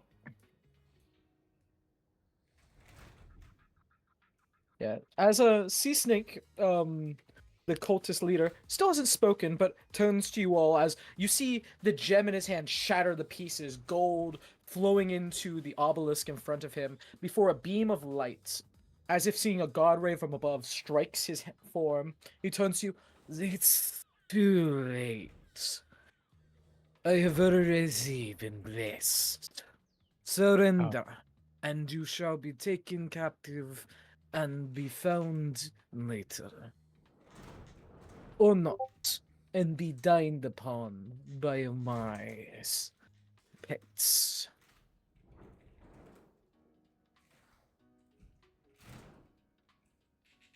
What? You're too far away! I cannot hear this guy. What is he saying? Do you have dermatology? Maybe we can hear that way. You're a little Oh. bit quiet. Funnily enough, he does have thaumaturgy. So, Ah, so as you're saying this, he is casting thaumaturgy because essentially wasting his turn, but you are able to hear him. Yeah, get to hear him now. thanks. Appreciate it. What a great guy, to be honest. This guy we should leave alive. Do you want to leave him alive? I remember what happened to what he did last time to your party. Do you want to try that? I don't know. I don't know anymore, man. This part terrifies me. Okay, I genuinely don't know what to do. Yeah, Callista's gonna run up, bring her axe to bear as a sea snake revels in his newly acquired divine might to hit a cultist. To nearly kill a cultist as once again, or not once again, as running forward, bringing her axe to bear as you hear her speak the words "Pyre." As her weapon ignites in flame, you see her broad in a raising uppercut, essentially stepping forward, leaning down, so you hear it scathing upon the ground, and then the poor cultist on the receiving end gets launched a solid foot upward as the axe gets used much like someone's fist, raking up his center torso, and at the same time as it slashes through his flesh, burning it so that it does not, so he cannot bleed out, as you hear a slight scream as his robes are now minced. Yikes. I'm just gonna look at Raphael and Corsa. I think the stealthy team is no longer stealthing. I can see two of them. You can? I actually can't. Oh, that's true. But you know, I can hear. You know what I mean? Great I can pair hear of them. ears. What a great pair of eyes you have, Cord. Holy moly. Yes. All They're like while this is binoculars. happening, It's like Snake 40 number vision. 2. Snake number 2 is going to come joining its brethren, slithering down the steps, waiting for opportune targets.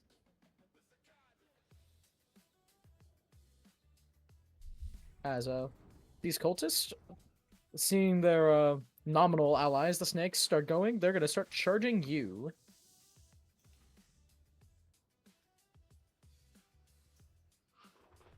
Oh my god, he was actually Yeah, that he's close. close enough. Oh no, he's one No, screw. the other guy's one square away. Yeah, the other guy's one square away. No! Oh yikes. Okay, so Core, are you you use magical stones. You may actually guys have to rangely cover me while I deal with these goons. Mm-hmm. This cultist is going to go try to help his friend out of Do I beat Carmine. that guy on initiative because I've got a +2? Oh, yes, you do actually. So yes, Ooh, never mind. Or you do go ahead of him. Well done. Taking that into Massive account, brain. I am gonna throw a magic stone at him. And who knows? He may die. Not quite a crit. But we do 6 points of bludgeoning damage. Ooh, that was good. 6 bludgeoning damage to this guy. To which guy? Red or blue? Which one? Red bottom. Red bottom. All right. Something like Yeah, you kind of pick a stone up, kind of look at him, and how would Core kind of try to? Core seems like the gentler sort. I'm assuming this is less trying to murder and more trying to knock unconscious. It is going for his head. Like, they kind of want to, like, ask him questions about what they're doing. But we can ask questions of anybody. It's more important that that our strange dragon friend only has Macaria only has one person they have to worry about. So it's not like I'm trying to let them live, but I'm not trying to kill them either. Okay. Yeah, just the rocks hits him in the side head. You see him like stumble as the stones definitely at least crack the ridge of his eye, but he's still up and moving. Definitely not down for the count. After that, what weapons are these guys using up front? Oh, they all have scimitars. Excellent. Taking that into account, we're just going to take a step back to here. The double shield. Yeah, We're flanking Raphael. exactly. That means that somebody else can't flank him. Oh, massive brain core, genius! Holy shit! All right, so this guy is going to try to get in over here. Unfortunately, the grappled condition does not stop someone from being a threat, so it doesn't mitigate flanking. So he's Once going to again- take advantage of his friend flailing as Carmine just holds this poor guy up by the neck above her head, kind of gesturing to all of you as the other cultist is going to try to stab her in the back. And unfortunately, as he goes to slash her with the scimitar, as it hits her skin, you hear a literal clang. Oh my god. As she kind of turns her head, oh, is that what you're trying to do? I'm sorry, I'd like my dress cut just like this. If you're going to aim a little lower, maybe. Perhaps for summer wear. And the guy's just like, what are you? This woman is fucking A crazy. nightmare. And then the guy starts freaking out a little bit. I mean, yeah, of course. I would be waking up by now. Come on. as Raphael, you're up. Okay, so I'm gonna move right over here, and I'm gonna use my bonus action to shift All right. to get 3 extra temporary hit points, and I am gonna attack uh, this cultist right here with the mace. Got it. Hit him hard, man. Okay, so 2. You're looking to be DC 12. Yo, what hits. the fuck?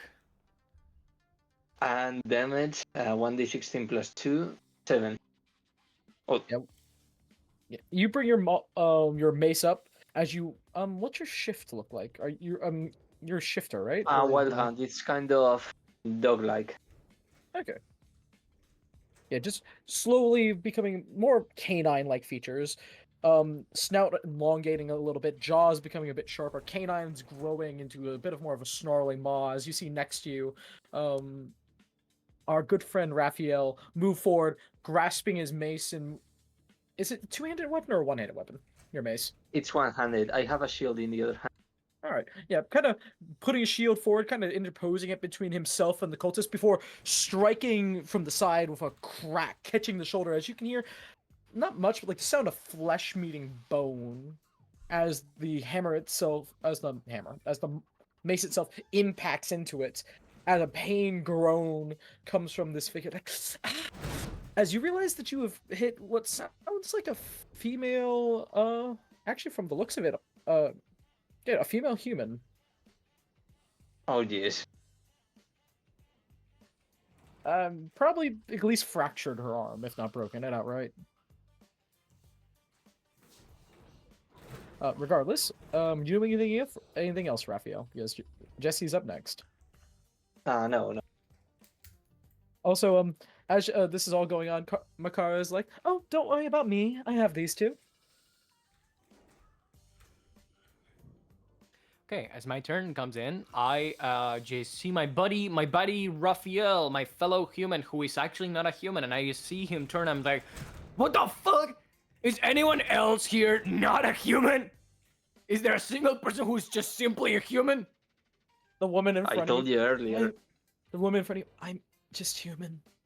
That hurts a Oh. lot. Oh, okay. Oh, pleasure to meet you. As I punch her in the face with the intent, I'm a with it human not out. after all.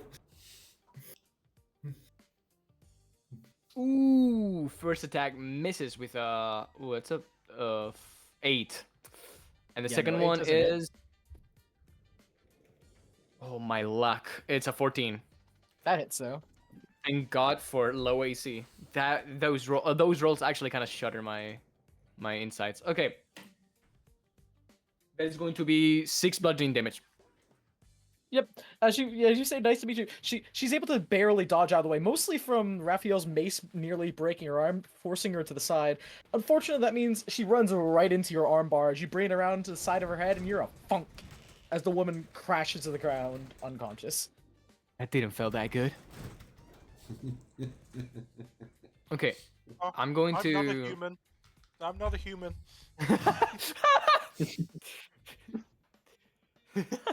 You know what? Justified. Actually, that's justified. Is an unconscious creature still difficult terrain? Yes. Well, that's gonna be a pain in the ass later. You can move her.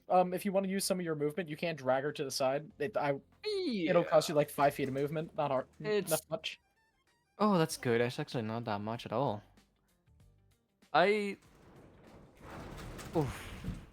Yeah, you can just throw her to the side if you want. Like, Yeah, I'm just gonna use 5 of my movement to move her to the side.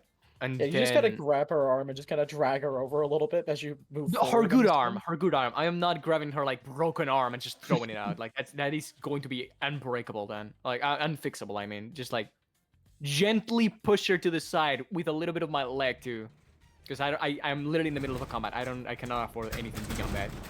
So I'm gonna move here, and hopefully this time I will not get hit. All right. Back to the top of the turn order. Makara's up, and she's going to do something funny.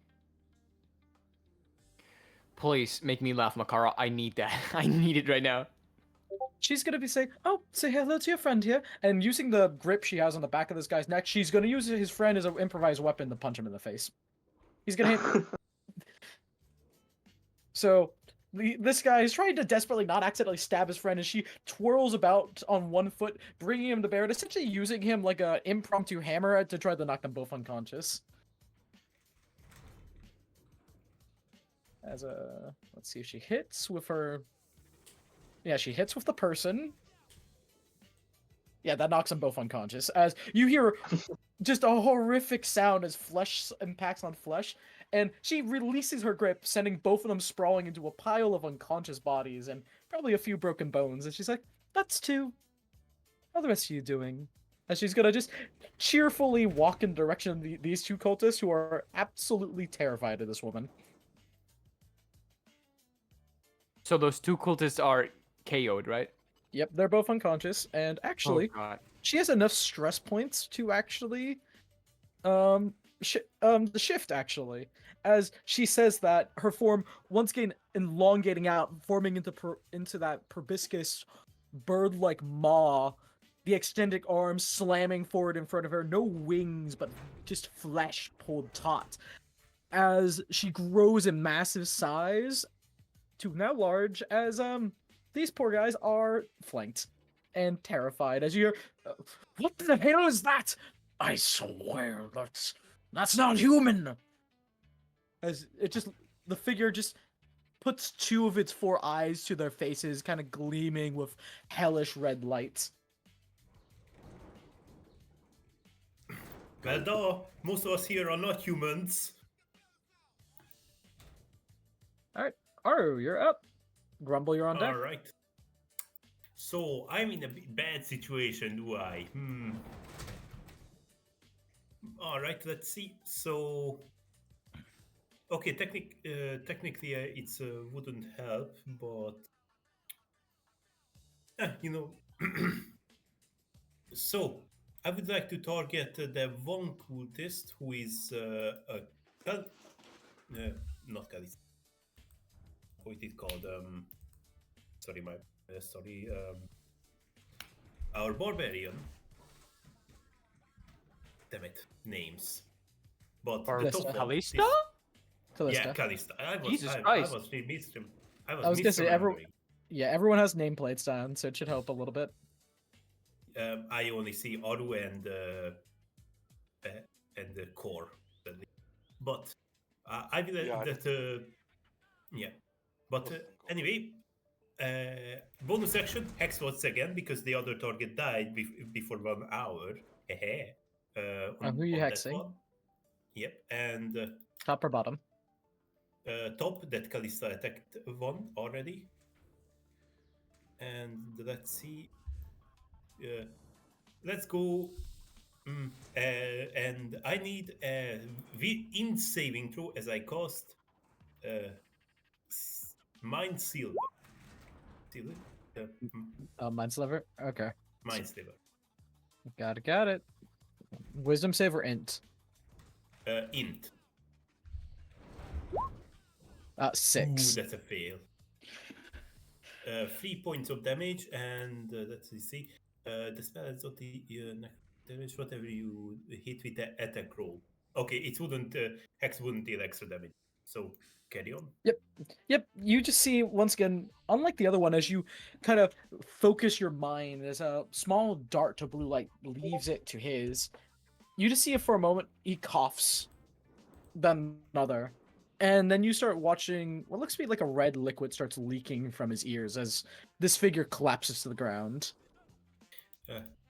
Aru just says to him as he looks at it as, you know, you should have wished for a better life, but you didn't, as he casts the spell. And then Aru moves here. Technically, due to how it works, I cannot move out without opportunity attack, so I just end my turn there, and hopefully Callista can flank or like that. And that's it. Grumble, you're up. Okay, so where I am facing the back of the tent, is this easy just to kind of climb under the tent, or do I have to cut a kind of hole in it?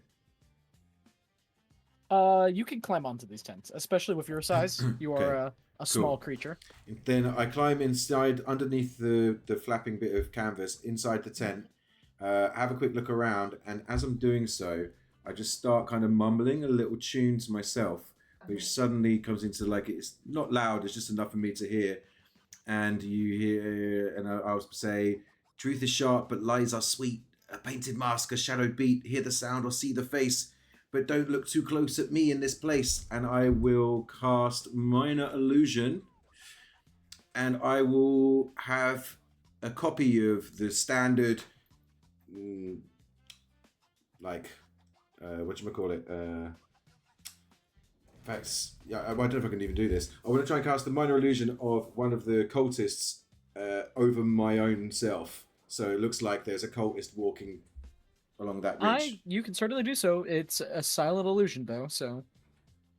Yeah, I don't need to say again. No, it's minor minor image. Yeah, I'm saying I know minor, but that means it doesn't make sound.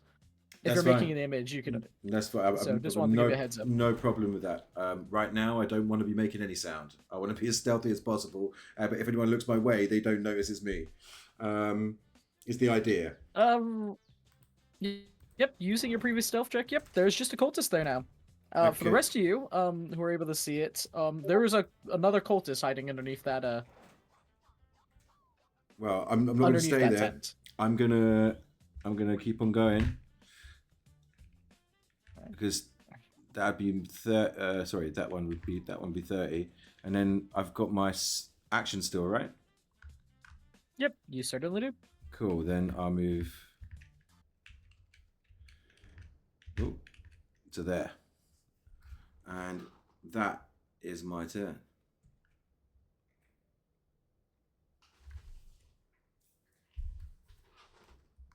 Got it. Cultist time. One cultist left. He's in it. Actually, though, she's in a terrible position. That sucks to be her. As Aru being close to these people and seeing all this fun stuff going on around you, you can tell that this is a female half-elf.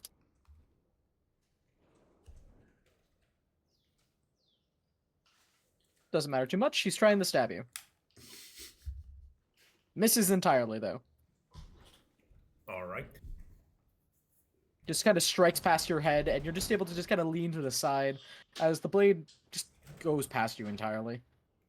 Whew. That was a cool skull. Just die already! That's 2 of my friends dead! As she Well, you should listen to your mother and stay in the city. How do you know about my mother? Everybody knows about it. Okay. You should listen to him. That was fucking Listen awesome. to her. Listen to her. What are you doing with your life? Some woman is completely shaken all of a sudden as she's just staring at you wide-eyed, almost drops her blade as these 2 massive snakes are gonna go now. Oh no! As, My time to die, guys. What's one plane? It's over. yeah, this Have a good one starts curling Fine. up around That much itself, damage. and it's close going my out eyes, to accepting my fate. constrict you No, as don't it's give going them to advantage. as it's going to launch out using the cultist, who's terrified looking the other direction, but enough of a threat that, unfortunately for you, Jesse, it does get advantage, as it's going to try to wrap its massive coils around you and crush you to death. Ow. So 14. That should miss. 14 is my exact AC. That does Oh, it, right? that's it. Yeah, that does hit. Yeah, beats it. Splendid! Yeah, so Nice! unfortunately, as you're a little distracted with Makara transmogrifying into that horrific abomination, That fucking you woman. suddenly find yourself inside the coils of a massive serpent in the worst hug you've ever experienced. Your bones begin to feel strained. You can almost hear them whining and kind of nearly cracking beneath your skin, as you're going to take 4 bludgeoning damage. Dude, this is just like my father's hugs. There you go. Yeah, Sea Snake, still watching. This is unfortunate. Unfortunate indeed. I say we Maku, come here. As you hear a quick whistle from his snout, as a massive lizard climbs over his pen, rushes over to him, as he mounts it with his massive snake still around his neck.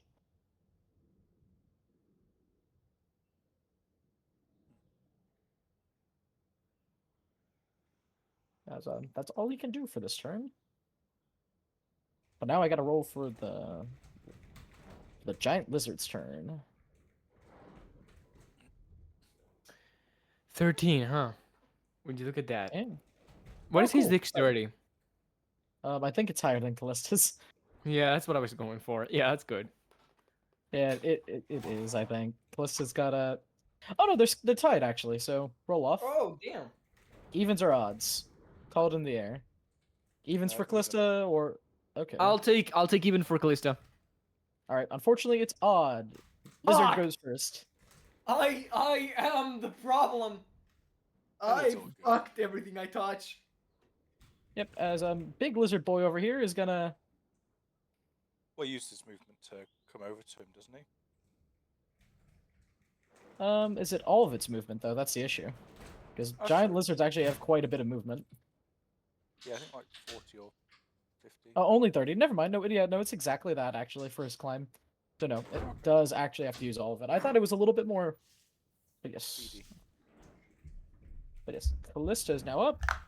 She's gonna just kind of look at the shaking cultist and just kind of feel bad about this. She's gonna just walk behind it, her flat of axe, not gonna light it, and just kind of try to knock the girl out. Just think of your mother. But, and then hear ting! As, yeah, side of axe, back of head, girl just falls to the dirt. I do not feel good about that. None of that felt good. None of that at all. Ugh.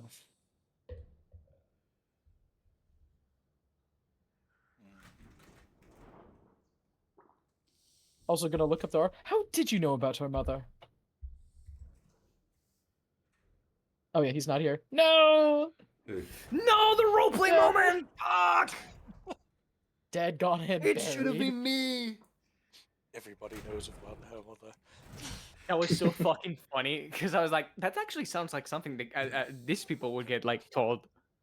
And then she goes like, "How do you know that?" With the most realistic, like worried tone I've ever heard. I'm like, "How do you know about that?" Wait, As giant snake number 2 is gonna go after big scary thing and over in that direction. Thank God. As it's also going to try to constrict. It's able. Yeah, okay. Yeah, it can grapple. That's good. Fails entirely. Unfortunately, as it tries to wrap around, once again, Makara's near weirdly steel or stone-like body just kind of doesn't care. Doesn't even able to grapple her. Just kind of wraps around one of her arms, and she just kind of looks at it. The bird-like head swinging over the spines and feathers, kind of puffing up into plumage as she kind of looks curiously as this thing's trying to break her arm, only to do nothing.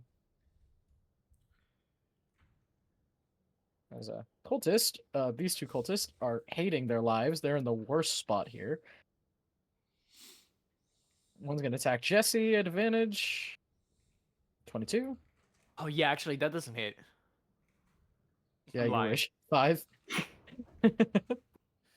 Oh God. And then going after natural 20. So that one hits Makara actually.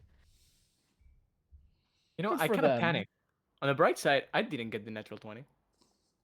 Okay, so she takes a total of 9 damage. As this time you hear her, damn it all! You're going out, beast! As he jumps up, brings his scimitar down, is actually able to once again, like the skeletons before, stab it where her heart should be, as a brutal critical wound is inflicted upon her. Though she still seems, mostly, even while this is sinking into her flesh and black red blood is dripping from the wound, seems relatively, chill with this, all things considered. You know, I was about to say no, but seeing the situation going on, my lungs are getting out of here.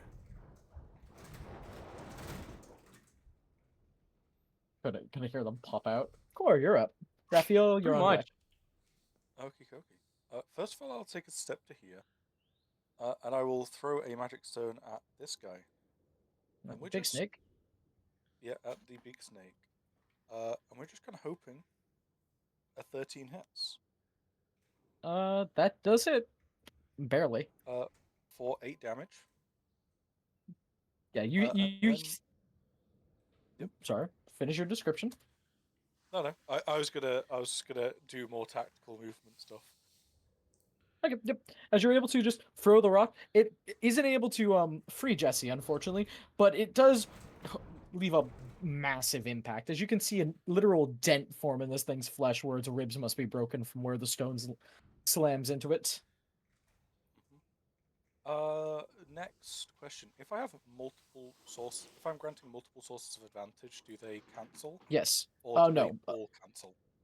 No, we're not doing all counseling as we stated before. We're doing the advantage stacking upon itself every time. So if you have 2 sources of advantage, no source of disadvantage, you'll get advantage plus 1. If you have a Cool. source of disadvantage and advantage, just normal roll. If you have 2 advantage, 1 disadvantage, you are just at an advantage. Cool. I'll use 20 foot of movement to go to here, which should give 1 source of advantage to Jesse, and then I will use my bonus action which I get to use from Fey Gift, to use the help action to provide yeah. the advantage on the next attack against the big snake, which means that there's 2 sources of advantage for. I thought I was being grappled. for Jesse. You're being grappled and restrained, yeah. but- Yeah, Yep. that's what I was. Yeah, so that's yeah. I would appreciate if it's more about the grappling situation, but whatever, I'm fine. I can't help with that, but what I No? can Oh, do damn. is, yeah, what I can do is I can give you 2 sources of advantage versus 1 source of disadvantage, which means that you'll have advantage on your attack roll against the snake, which means if you can kill it, you can break the grapple. Copy that. I'll keep it in mind. Fair enough. And then I will end turn there.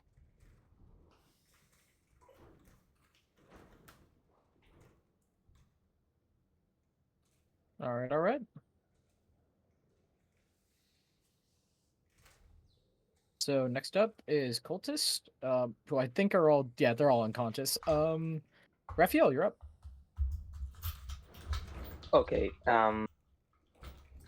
Quick question. Can I move through these people here in front of me? Move through here. You can move through this lady right here. She's unconscious, so she's difficult terrain. You can move through your own allies, except for Jesse, because he's currently grappled by the snakes that be entering into an enemy creature's space. Okay, I can move through my own ally. Yep, you can move through Makara though. I can't. Okay. You can move through Well, Makara, then you that's- can't move through Jesse. Okay. So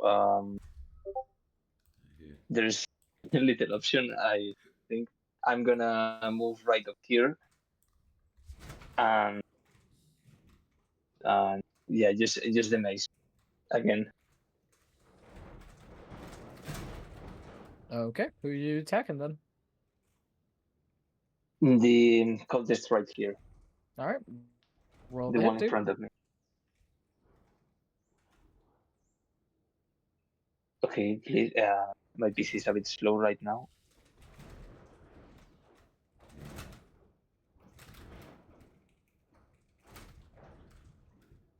That's Unfortunately, that 10. misses. Yeah, unfortunately, that misses as you try to land a strike. But seeing as these two are fighting for for their lives, they are hyper paranoid as soon as your mace comes down, as it slams into the sand.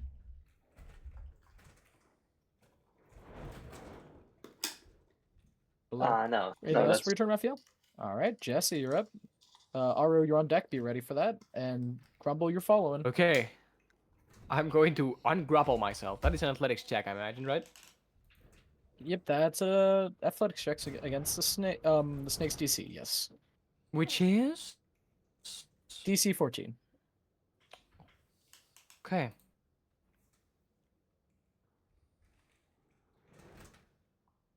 Ah. Wait, you cannot be telling me this real.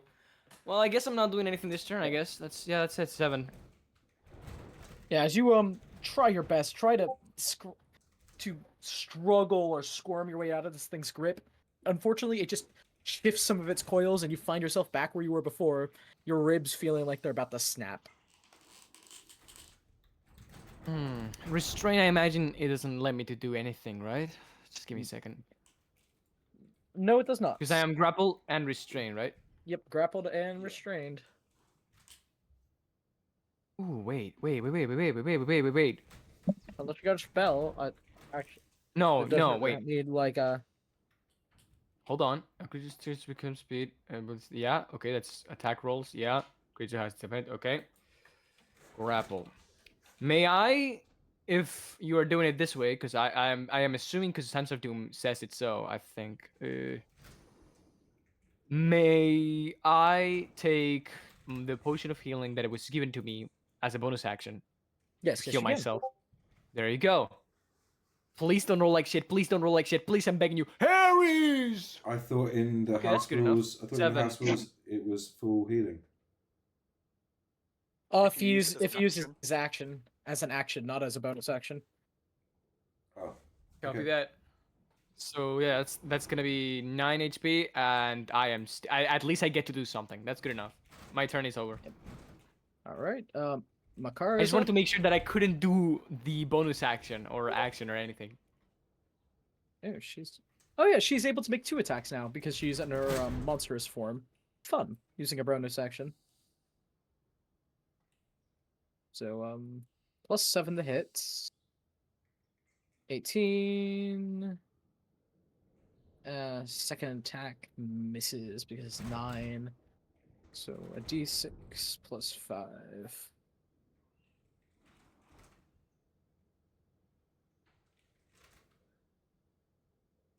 Oh, 11 damage as she brings her claws down. Not really thinking about it. And accidentally bisects the cultist in front of her that had stabbed her through the heart. I mean, justified, but damn. Yeah, you hear just a as his upper half lands just next to you, Raphael, while his lower legs crumple down to the other side. As this old looking, actually a hobgoblin is now left to bleed out from his lack of organs. I'm sure he's all right. Yeah, just gotta need a little He's just- magic for this. He's just sleeping. Raphael will get him back up in no time. I think, as I am slowly losing my breath. And unfortunately, Makara misses her strike against the constrictor snake. So that's all she can do. Aru, you're up. Grumble, you're up. All right. Let's see. All right. I'm. Go on. As a note, as long as somebody attacks this thing, they'll have advantage. Which one? The giant snake next to Core. Oh, Yeah, all the right. constrictor over here. Yeah. There is an All advantage right. on that, but you don't need to go for it. It's just is an option. Look, I will take that option. Aru moves up here, hacks on the snake once again as a bonus action. Everything you've hexed has died horrifically, man. Maybe. What can I say? I'm really good at my job. And then, as typical, everybody favorite cantrip, Eldritch Blast. Oh wait, that's advantage. Oops. That hits, by the way. Either way, it hits. Yeah, it possibly? hits. Yeah, no, it hits well because you also have the help action, so it's at advantage anyways. So it hits. Yeah. We were just checking for crits. Bro. Oh. Pitiful. I mean, Don't you've got the forget your hex D6 as damage. well. Yeah, hex damage. Ah. Hey! Min max. As You've got seven. extra 7 7 +2. extra necrotic damage and +2 fire damage to the snake. Yep, once again, the black purple bolt of energy is unleashed from your hands, and as it makes contact with the back of this creature's skull, unlike the creature that had actual bit of intelligence, instead of taking that moment of realization that they were going to die, the snake drops dead as its head also explodes. Oh. Unfortunately, just, like- covering Jesse in a viscera. Always like, Yes. I'm sorry. I will pay for. I'm sorry. I will pay for the cleaning service. Got in my mouth. I can buy you something sweet after this. Always like, oh god, I need to be. I am so good at this. You're a murderer, man. You're born for this. Holy shit, Gordon Always Freeman. like, Every shot you have taken in combat, it has led to something dying. Always like, I'm meant to entertain, not to kill. Alright, but carry on. Yeah, so you are now no longer restrained, Jesse, and you're no longer being crushed as the coils of this great snake go loose once its head is forcibly removed. I get released as I am coughing blood. Luckily for me, it's no longer my blood. All right, Grumble, you're up. Cool. So, I'm gonna go to here. As I look inside that tent, what's inside there? I don't suppose there's like a convenient spiral staircase that leads me to the jail cells below, is there? Unfortunately, not. No. But you can see that there are 4 older tiefling men with a feather over their face, each apparently sleeping. A pillow over their face. No, a large feather. A fast feather. Okay. Okay. I thought that was what you said the first time, but I thought I'd misheard. Okay. No, you heard correct. One large feather each, or just one very big feather? One large feather each, covering both their mouth and nose. They all seem to be sleeping peacefully. All right. How far is it a drop? I mean, from one side or to the other? 20 feet. Once again, these are the taller Yeah. drops instead of the smaller drops. This canvas here. Though, if you fell, is ripped and torn.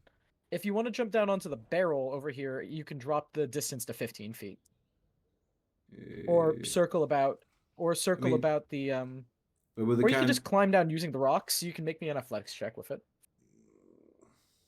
Yeah.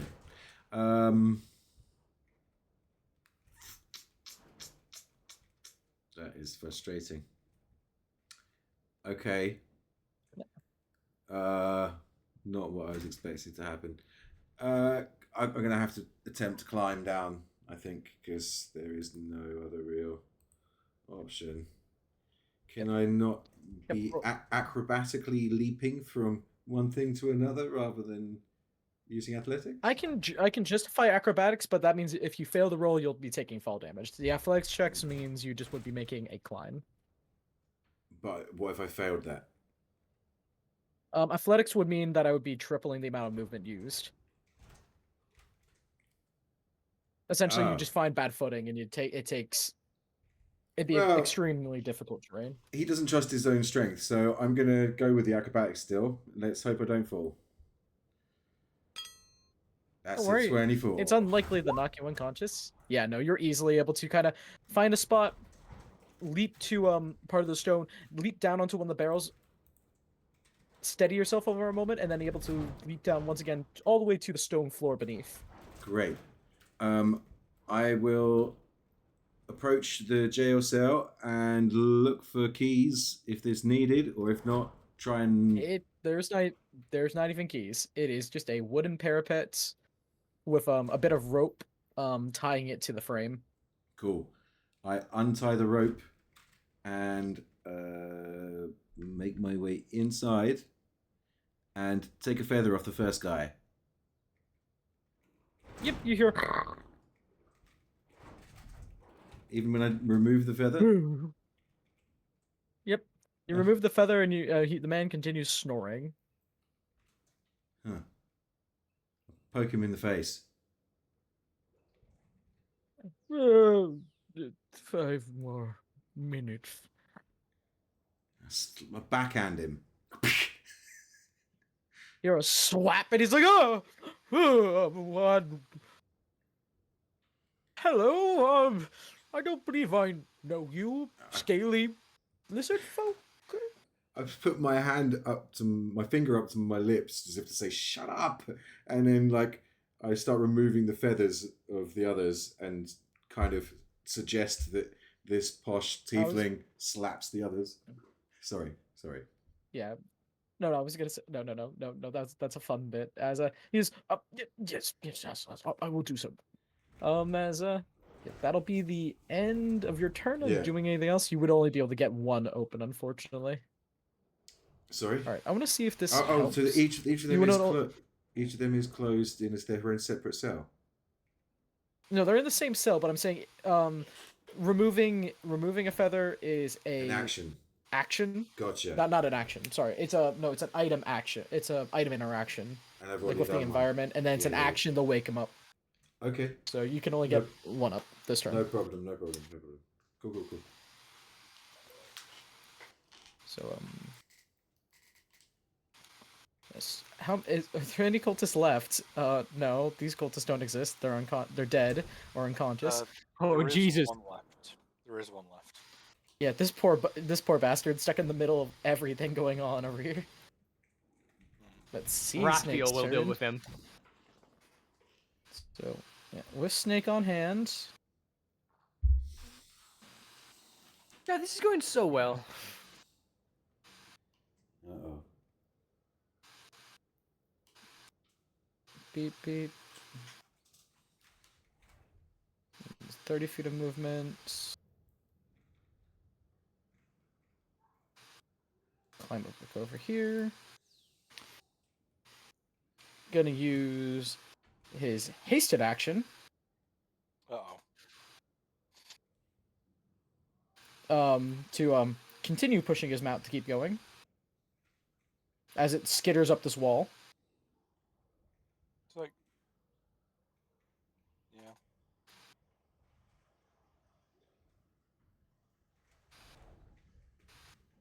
And then he's going to bonus action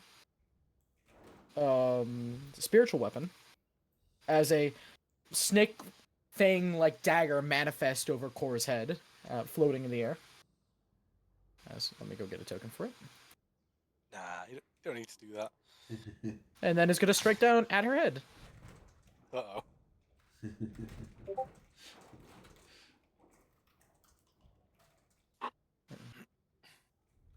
This will do. Knife. So, gotta go find his spiritual weapon. There we go. Thank God it doesn't have an advantage. So happy that's not advantage. Yeah, that hits. Rolling spiritual weapon at second level. Take 7 force damage as the blade spins about in the air and then sinks into your collarbone.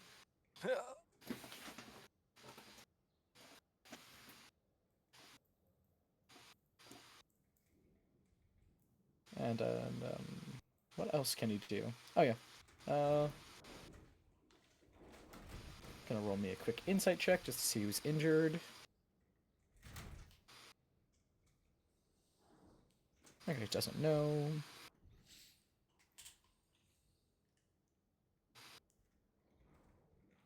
Okay, so so each of the numbers, Cora's gonna be 1, Raphael's gonna be 2, Jesse's gonna be 3, Makara's gonna be 4. Okay, it's 2. So Raphael, you're gonna have to make me a dexterity saving throw against Sacred Flame, as he's using his actual action to cast a spell. You'll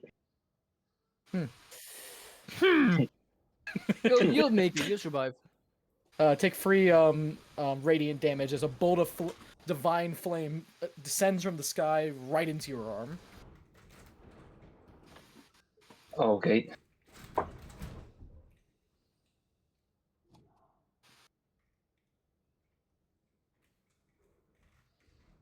Yeah, I mean, hey, at least it was temporary health, or it was like from your shift or stuff instead of your Yeah. actual normal True. HP pool. You're still unscathed. All right, and that's all he can do. But then it's Lizard Boy's turn over here, who's going to.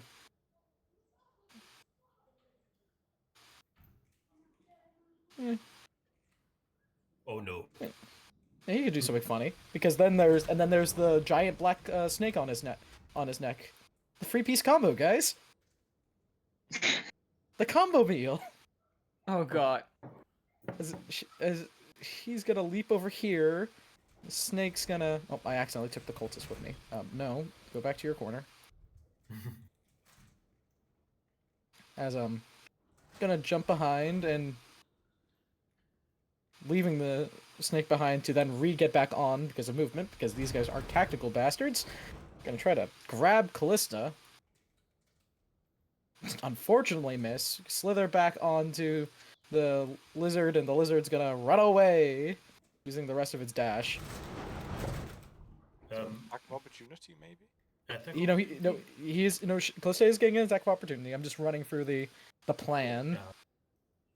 Okay. Up 10 misses, unfortunately.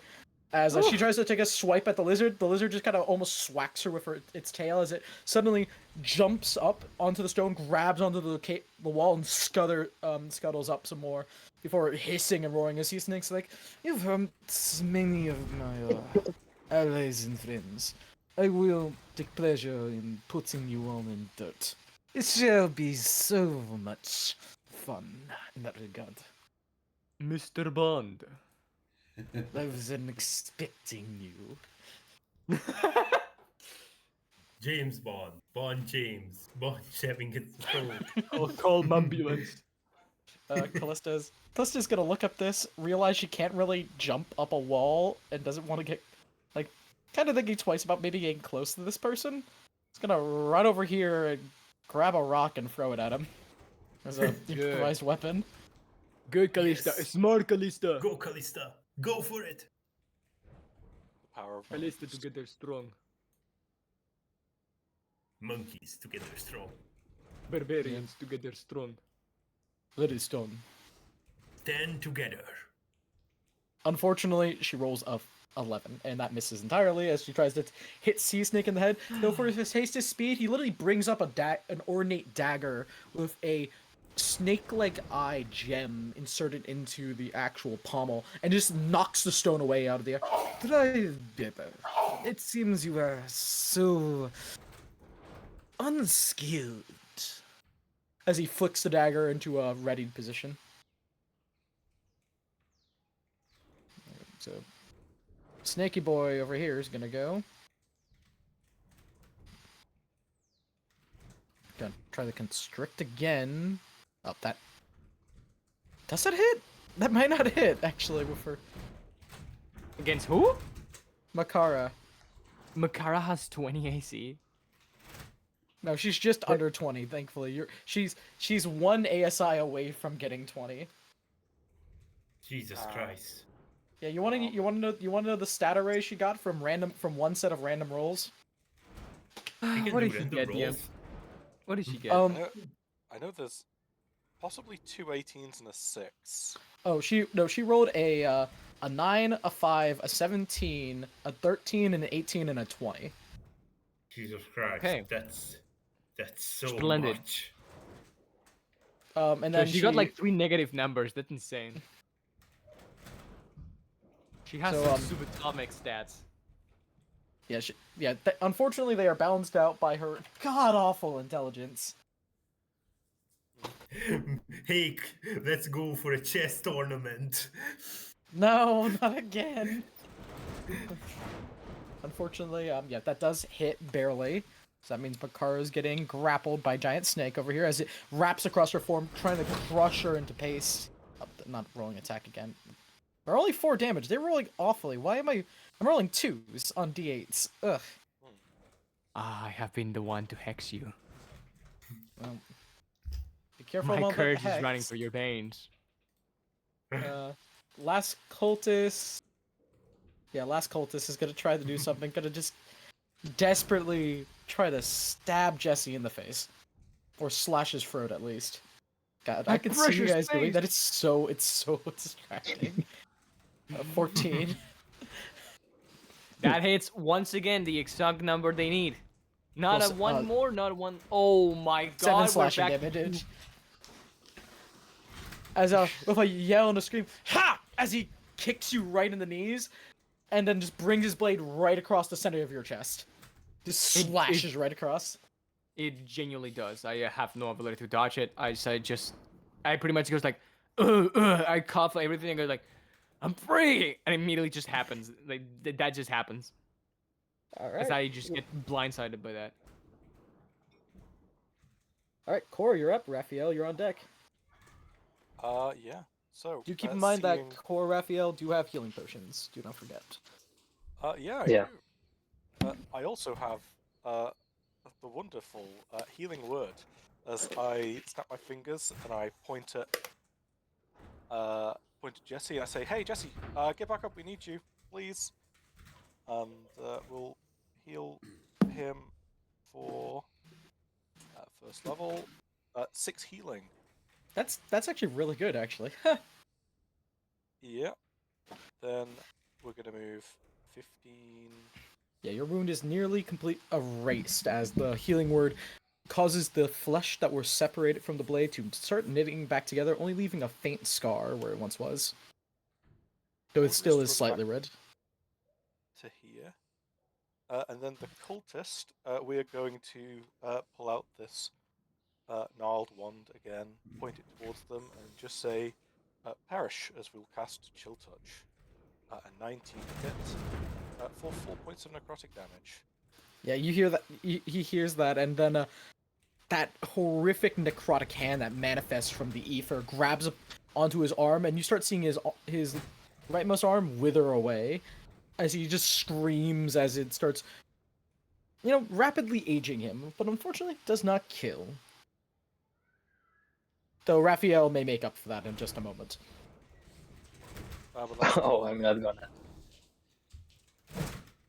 All right, Raphael's up. Okay, so I believe. is this right over here a ladder? Yeah, that is a ladder. 20 feet up though. Just keep in mind. Okay.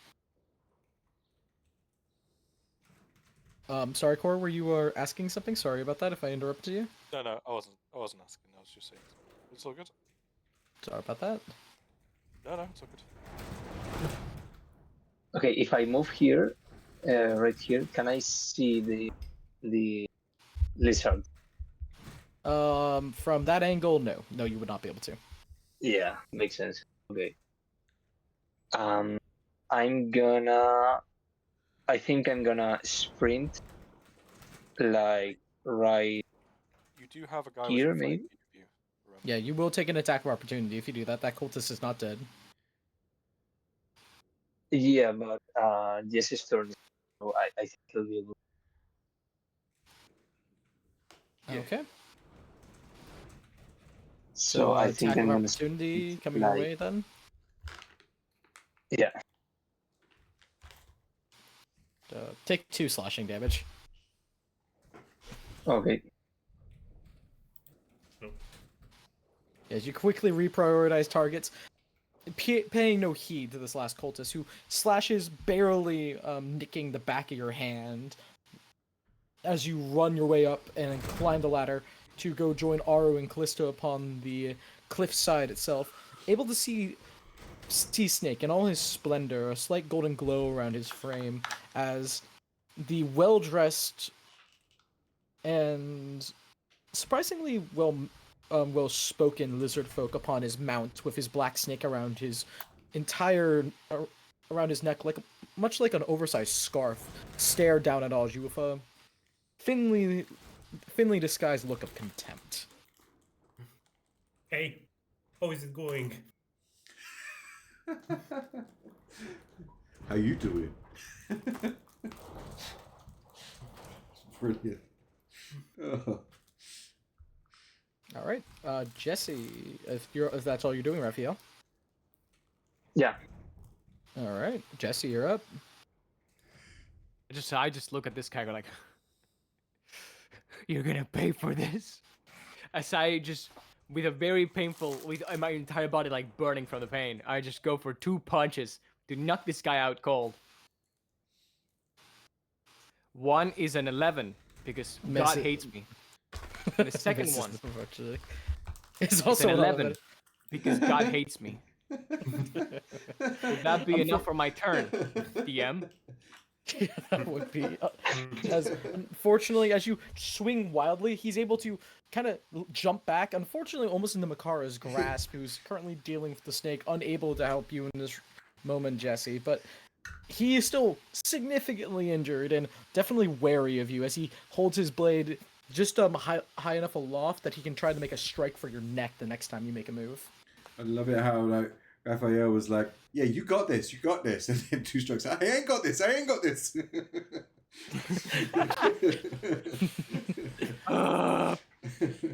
I hate roll 20 with such a passion. It's actually it could be considered a crime. Oh my god. Yeah, that's yeah, I cannot even disengage. If I leave, wait, what happened?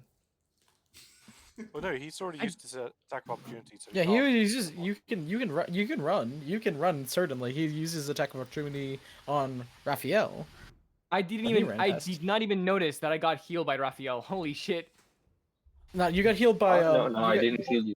You got healed I- by Core. yeah, Yeah, it was Core. Yeah, you got healed by Core for 6. So you can run if you want to. If you want to didn't try to even get notice away that, from dude. him. I to be fair, I was zoomed out because I wanted to have everyone's view. So when I zoomed it right now, I literally just saw that I had actually 8. Oh damn. I have more options, huh?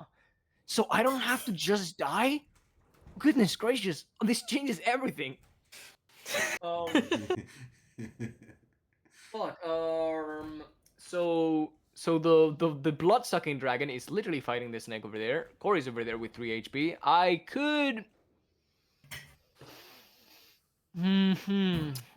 I cannot wait to get the Moxie points. Oh my god. I'm gonna have faith that you will not get a 14 in a row to hit me by some miracle, and you will get like below below anything that I require. So Yep. You just can walk away from him. He's unable to make an attack at you. So if you want to move, you just go. oh, it's true. You just said that Raphael got. I forgot. Brain. Okay, I am just gonna walk away. It's this too much for me. 1, 2, 3, 4, 5, 6, and over Yeah. here. That's it. Yeah, after that, after making those wild strikes and missing entirely, seeing him at a defensive stats, you just kind of get fed up. You put your arms down, you put your head down a little bit, just like every time. It was going so good with these skeletons. I thought I was actually a fighter. I just leave. The guy just looks at you, kind of vaguely confused, and you just walk away from him. It's like kind of shrugs. My boots quaking as I step into the sun. Yeah, suddenly you kind of get a bit of like the sun is peeking over the canyon wall, and unfortunately it catches you right in the eye too. So it's just a little bit more unfortunate. I'm gonna need a good shower when we get to Kiratin Keep. Let me tell you. A sour shower. I say. I say, boy. I say, boy. Alright, so Carmine is. I say, boy, this is some snake shit. Okay, so even while restrained, Carmine does hit twice with both her hits because +7, so good for her. So she might actually be able to kill the snake outright in the middle of combat. 6. Oh yeah, she does. Great. Oh, Yeah, as bringing her claws to the bear, you hear just a ripping noise as even as it's trying to contain her, try to restrain her and split in the same place. You see her claws dig into its flesh, and in a furious swipe, rending with both claws, you see multiple parts of snake just litter everywhere as it's slashing through multiple segmented parts of the muscular coils that form the snake's body as it dies without even hissing, as it's now chunks land everywhere across the area around her. Damn.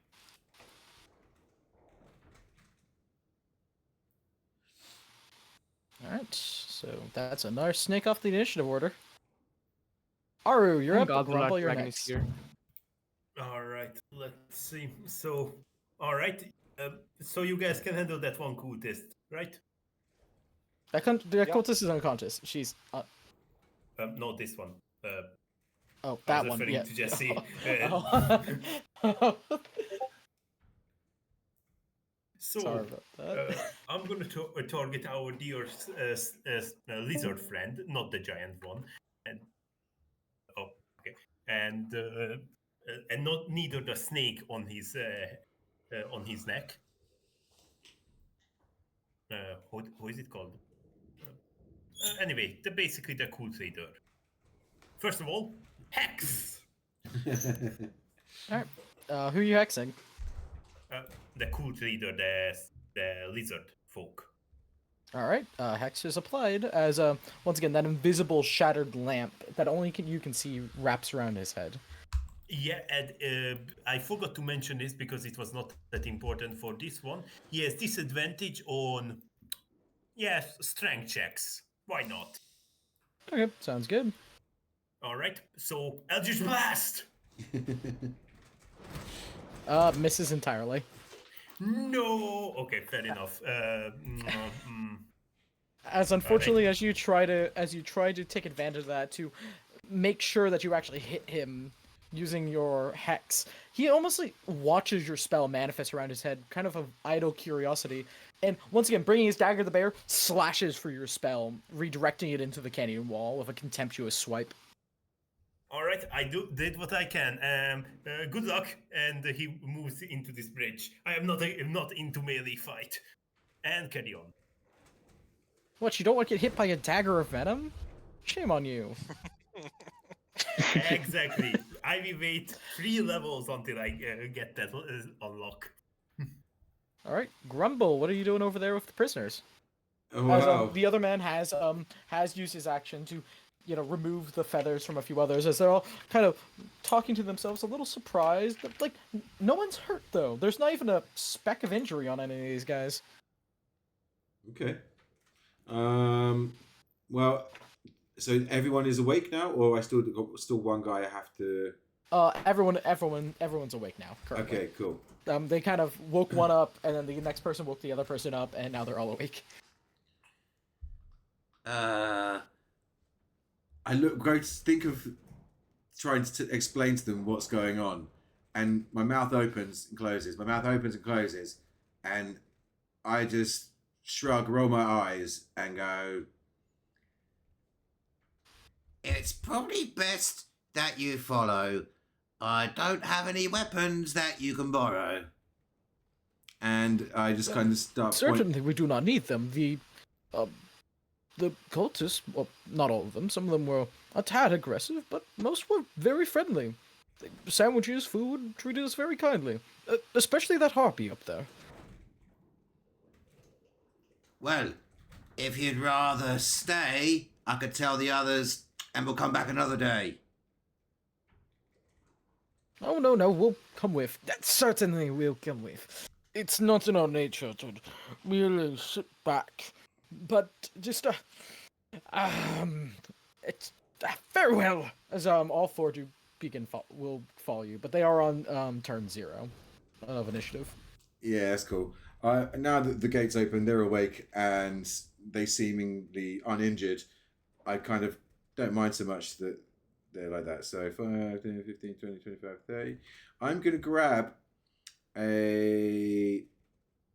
I mean, that fire's on, right? Yep, that fire is on.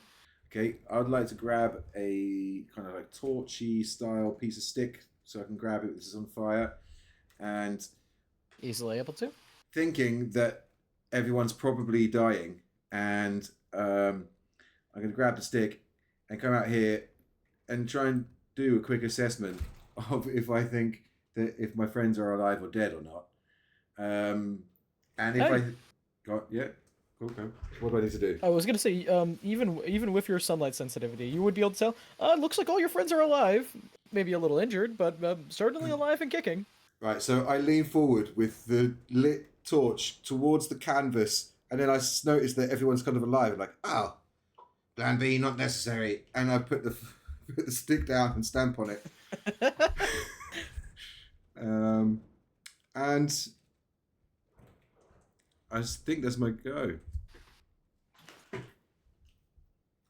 All right. Sea Snake's up, and his menagerie of monsters. So, hasted action, going to activate the Dagger of Venom.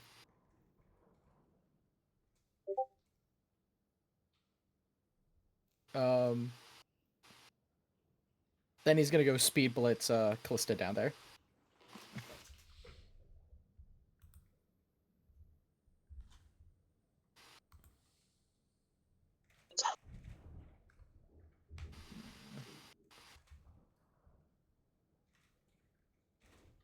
Hello?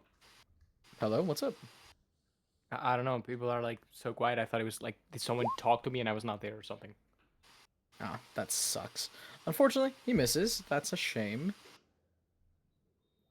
I think that's good. I don't know what you're talking about, DM. That's a shame. It's a shame indeed. Which side are you on? Neither. We'll here for see the it when best story. when I throw you a rock and I roll a You and 2 I'm or a 3. liar. You and I'm a liar.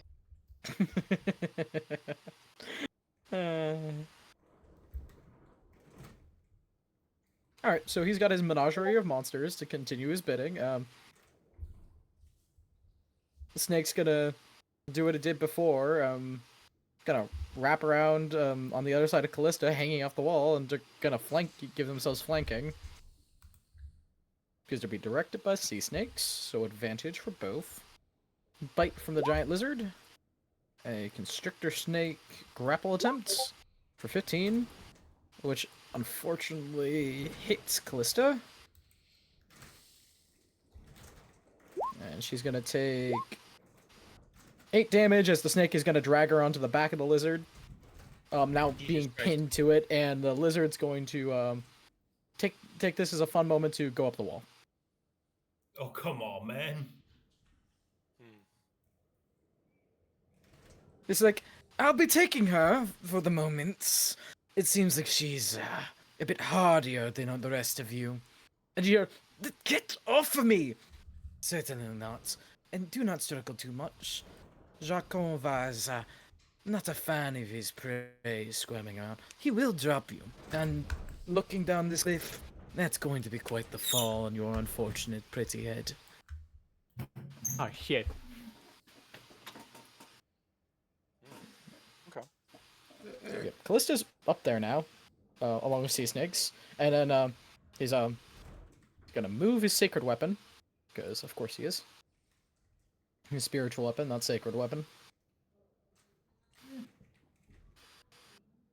It's not estimated. which is unfortunately only 20 feet. Yeah, only 20 feet. Ugh. As he's gonna. Oh yeah, oh cool. That's by Aru, so he's gonna send it out for Oh, Aru. oh no. As flying towards you, a dagger just whistling in your direction as it's gonna try to go through what used to be your legs. Uh-oh.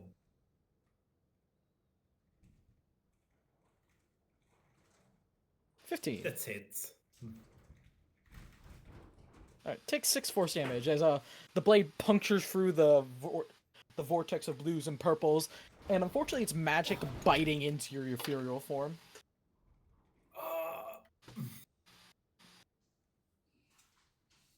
That's bad.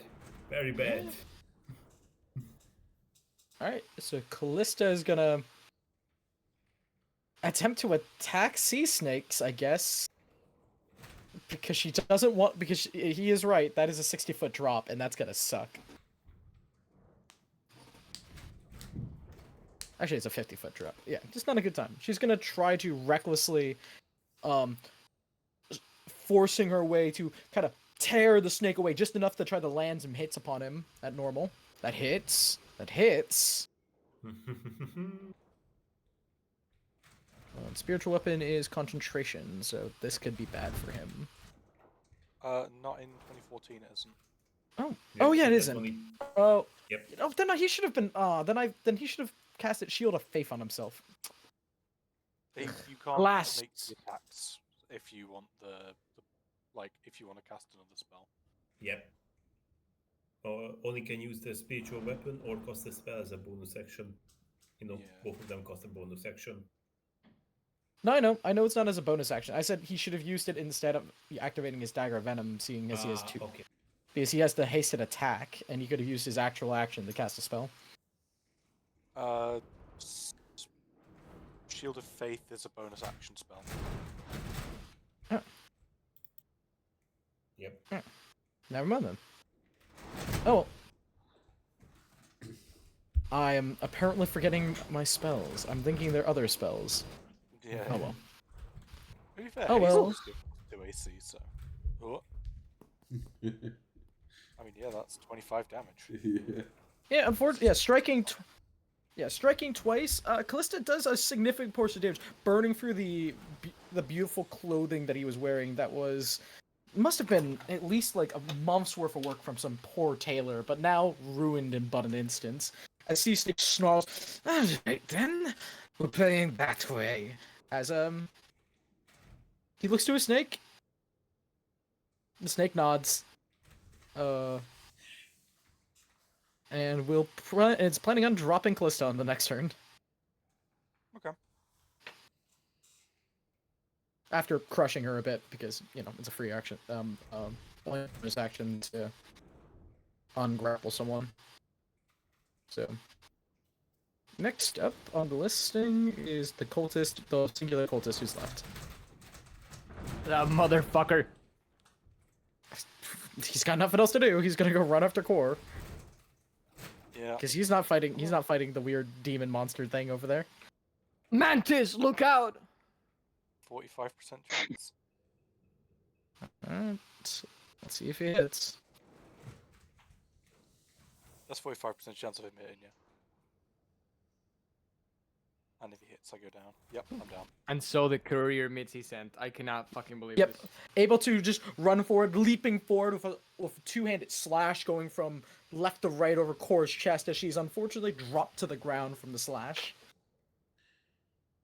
Okay, let's get ready to roll the funny.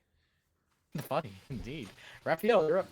There's a feral roar when Core goes to the floor from little grumble at the back. Mainly, he doesn't know it as his Core, to be honest. He just knows it's a friend. Ah! Okay. I can see both the lizard and the rider, right now. DM, I have a question. Ask Can away, I what's do up? this?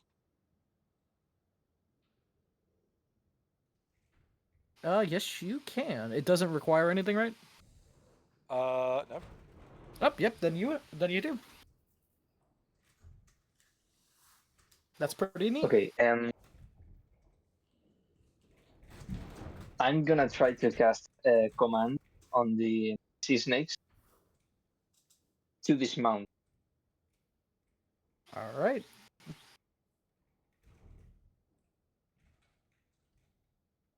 Wisdom save right against it? I believe it is. Let me see. Yeah. Wisdom. 19. And with that, the courier meets his end once again. No. Yeah, unfortunately, Sea Oh. Snake just glares down at you. No, not so easily. No, I don't think I will. Okay. All that hype that you were telling me in text for this. It was worth it. It was worth it. You'll get him next time. Spiritual fire. Gadget. All right. Is there anything else you're that's doing, it. Raphael? All right. No. Jesse, you're up.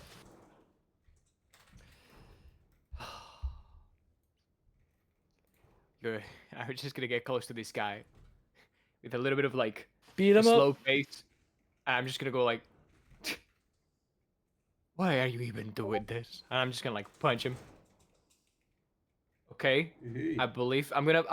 I believe I'm gonna just use this punch for now, just in case. If that doesn't knock him out, I'll just use my bonus action. That is That going to does be exactly- eight bludgeoning. Exactly what you needed. As Oh. he says, "For the coiled whisper, that's why." And then fuck, as right into your jaw, you're a crack as he drops to the ground. arms going slack, head going limp, and he just falls to the dust. I am done with cults. That's it. And he's knocked out. Okay. I'm not much of a medic. I just, like, kneel down right next to Cora and he's like, what do we have here? A potion. There is a potion of healing on call. Oh. Could I use my bonus action to give it to her? Yes, you can. Okay. Oh, well, that was easy. My luck is turning out all right. You. You jinxed it. Yeah, You What? jinxed What it. did we do? I did roll first. And technically the roll goes to the person who's doing the potion, so it's Jesse's. Sorry, That's fine. you are That's all getting good. 4 HP. It's funny because Hey. I rolled an 8 to GM by accident first, so it went 8 6 2. Excellent. Excellent. Oh my god, I cannot believe I am actually a walking jinx machine. Holy shit. I love it. I genuinely love jinxing myself when it comes to It's so good. my own It's doing. so good. Hey, Yeah, core. I only um, need 1 hit point. The That's additional good. 3 are just nice. Yeah. It is a plus. Um, It is an additional point. Yes. With this Um, said, though, as you are awakened, core, it is if you're being a sense of ominous dread lingers over you as that wound that had dropped you into conscious still lingers on as something seems to be clawing at your mind, trying to draw you back into death's cold embrace. Though you've been given this slight reprieve as you were forced back into the light. Hey, are you okay? I don't think so. And I reach over to a book and I just start like writing with like all What? it feels. What are you writing your last words? What are you doing? It's just a very strange sensation. Are you sure you're not writing your reel right now? It's just you're recording how you feel. Yeah. Okay, well, I mean, I've heard the Wasteland acts in certain ways and makes people act in certain ways, so maybe this is it. And I just start If walking I- away, not really If I caring. die, publish my will. I stop halfway through, look around, look behind, and like, you know what? I will. As this conversation is going on, the nearly silent, ominously Grizzlies. so massive creature jumps forward as Makara is just gonna start You forgot the prisoners, mate. heading towards. Oh. You know the prisoners in the. Sorry, I couldn't hear you. You forgot the prisoners. Because you said Oh, as the zero, prisoners? as in a zero, they would. I was go or gonna say, yeah, no, I was Oh. gonna say, yeah, they would go, but they hear combat. Ah, They're okay, not okay. gonna go out into the combat. All good. They're all not good. gonna go out in the combat. That's why I was kind of moving on. Yeah, no worries. I was just wondering. Yeah, it's all good. I know. Thank you for double checking. Makara jumping up. Gonna just go over here. As she kind of climbs up behind you, Raphael just kind of blinks up at a sea snake. She can't really do anything, so she's just kind of gonna use the rest of her movement to get to the base of this hill over here. Aru, you're up.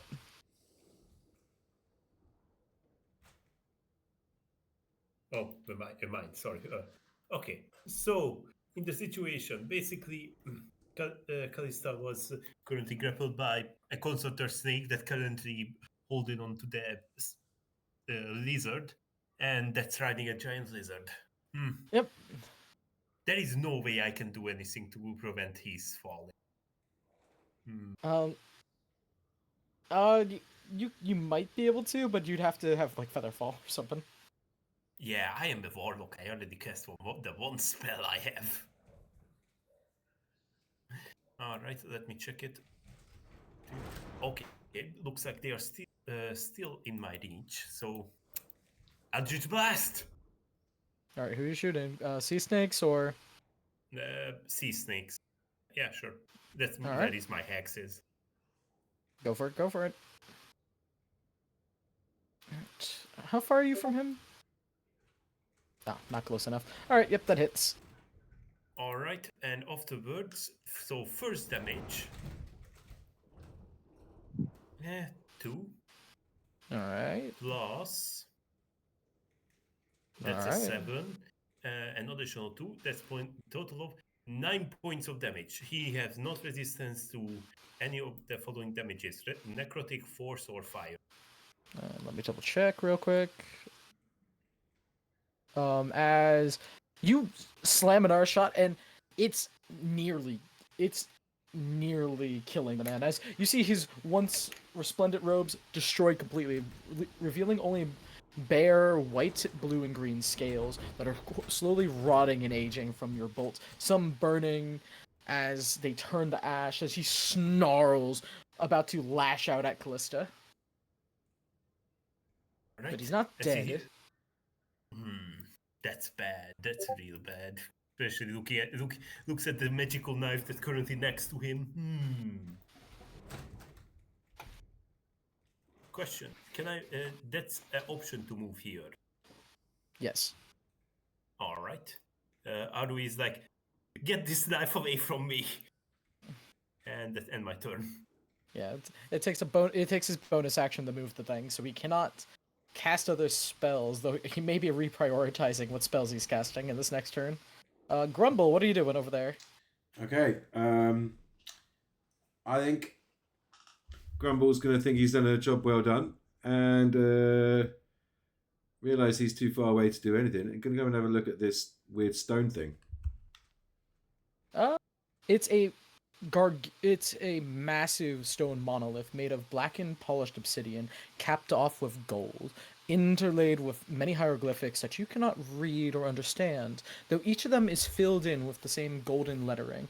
Amber at the very tip, mixed into the gold itself, grabs the light and seems to channel it into its own solar beam that seems to radiate around the region. Please roll me a religion check. Ooh, alrighty. Let's do that now then. Religion. Oh. I can't see the guy. Oh, 17. Alright.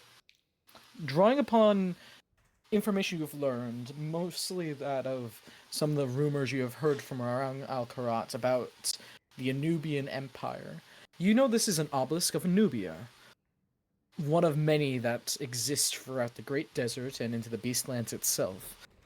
It is a place that can provide offerings of amber, or Heka in particular, small motes of divine energy that may be channeled into great blessings that are both powerful and long-lasting.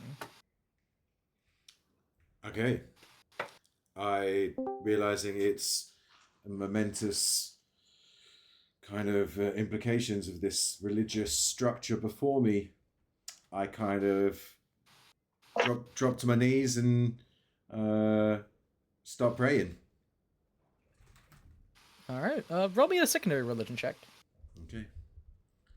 Come on. Do I get advantage because the other one was so good? Unfortunately not. This is for something very different. Okay. 16. As you drop to the ground, even as religion itself is a bit anathema to you, something that, while you believe in, is certainly not something you practice actively as many would assume you would. You can hear something, though, as you offer prayer up to this divine spark. You can hear something, a voice far, far away, as if this small mote of worship is like the grandest of feast to something that must have once starved. As far to the east, a small glimpse is given to you. A great golden eye peering out of sand, a great creature forced to reform as it falls to pieces within a great sandstorm. And this mote, this tiny vision, this smallest bit of divine might, is granted onto you. As you are, for the moment, affected by the bless spell. Ooh. There is no duration at the current moment, so you are permanently affected by bless. That is epic. Love it. Very cool. For how long this may last, you have no clue. That's right. That's epic. Yeah, that's my turn. All right, Sea Snake's turn. And it's gonna be a brutal one. Because first, he's going to use his spell for his turn to inflict wounds upon Callista. Because screw her.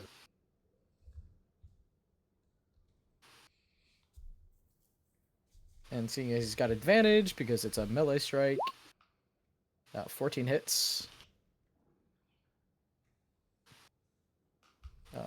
It's gonna upcast it.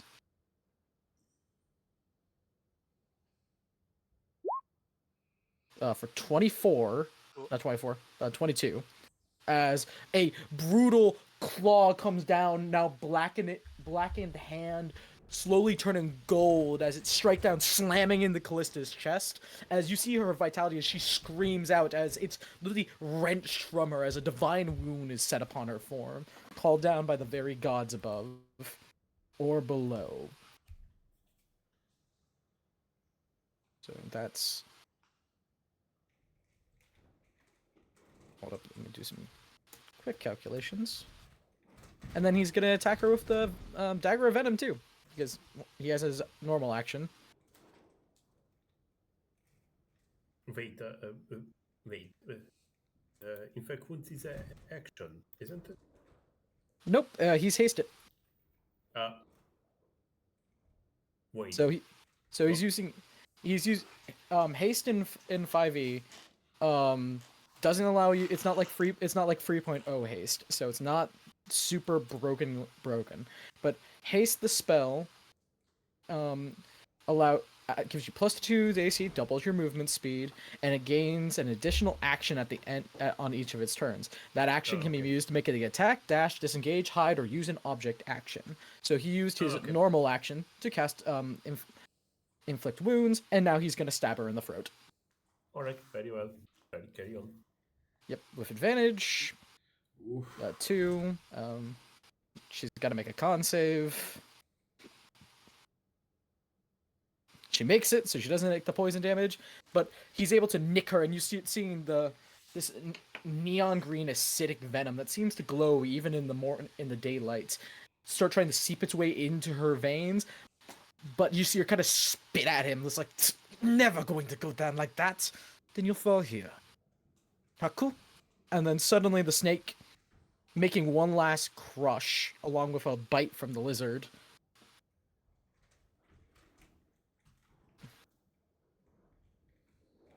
For bite hits, 8 damage. Constrictor snake making a final crush for another 8 damage. Cheese whiz. Is she still alive in this? She's 21. She's at 21. Now she's got a 50-foot fall. Uh-oh. As the snake... Where does she land? She'll land... Oh no, they're no longer in the place that would give him the 50-foot fall, so it's only 30 feet, so a lot better. But she lands here. Oh, okay. It's a little bit out, unfortunately. Yeah, as you see the snake unwrap around her, it's just like, no! As she tries to grab on with one last dex save to try to grab onto a rock. And she's able to reduce the damage, unfortunately, but isn't able to stop the fall. Not high enough to do that, so...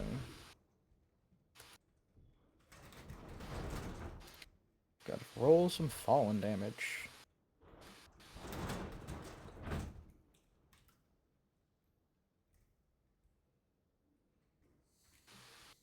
Isn't it, I'm forgetting, it's a d6 for every 10 feet, right? Yes. Yeah. D6. Yeah. Okay. But it So needs to get to 20 feet before it's a second. Yeah, well, So 15 is still 1d6. Keep in mind it's not actually 15 feet. That's just the angle of Yeah, so she's gonna save on, so she reduces it by 10. So that's good for her. So she's gonna just take 2d6 instead of 3d6. Takes maximum damage.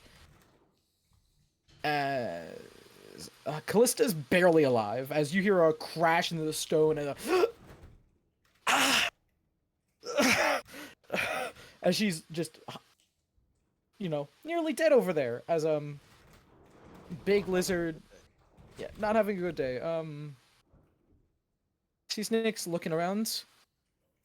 Ah, enough of this.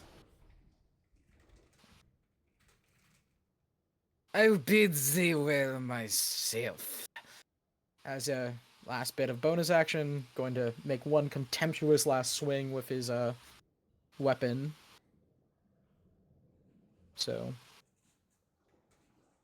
one last spiritual weapon attack against Jesse, and misses, thankfully. As the dagger goes flying towards your face, you're able to just duck underneath it as the blade goes right over your head. But using this opportunity, Sea Snake's quickly kicks his mount, and the large thing grumbles before climbing over the canyon wall and dashing away.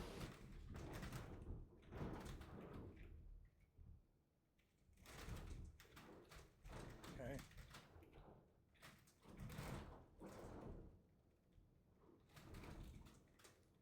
As Sea Snake's disappears into the dunes, climbing over the canyon walls, racing away from this place. The only thing that leaves you here is a well-desecrated camp, covered with bodies, those of the unconscious, and that of the ever-present non-lyrical voice of the harpy sitting upon her stone, seemingly unfazed to the world around her, not even paying attention.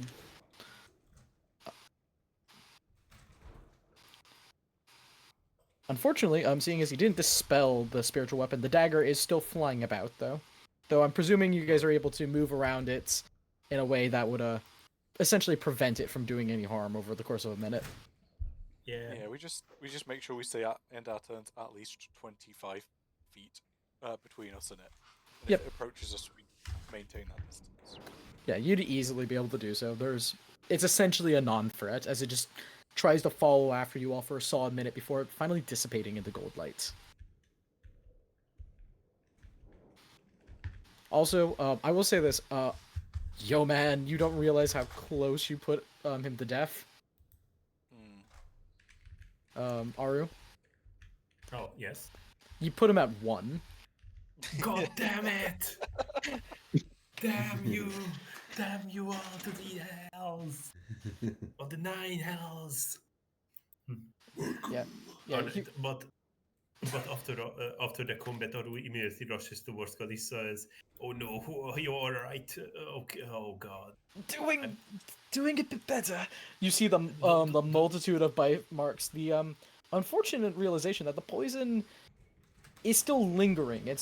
There might be a chance it's reinfected. Some of that neon green venom is still laying upon her cheek, trying to re-enter into the wound that was caused across it. Can I do a medicine check Yeah, trying yeah. to help it? Yeah, you can absolutely roll me a medicine check. Oh, Yeah. okay. Yeah, you're able to, in quite a hurry, wipe it away, get it away from the wound, carefully making sure that it doesn't go into any of the other scrapes or injuries. As you were able to, make sure she's definitely okay, as she's at, she went from almost full health to only 11. Yeah.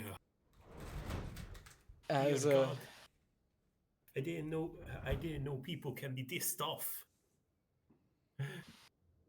well, it certainly comes in handy. I'm going to lay here a moment, set some Yep, treasure aside that. for me. I will do that. Don't The worry. ribs. Just lay.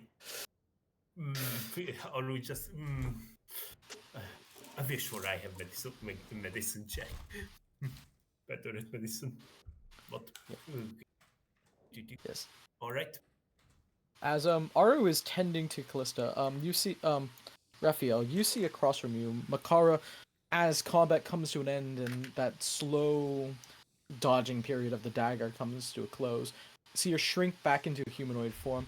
So, everyone all right? How are you doing, actually? I'm quite fine actually. My beast form took most of the damage. What about you? I took a pretty recent Oh. wound right there. Oh, I certainly say so.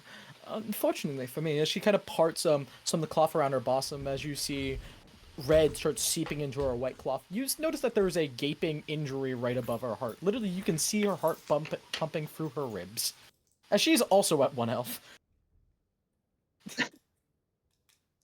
Slight issues. I'll be alright. It'll be perfectly fine. Let us go check on the others, shall we? As she gently kind of covers it back up with the white shawl that she has upon her shoulders. Wait, can I cast medicine to make sure that's true? Or cast no, do a medicine check. Yeah, make me a medicine check.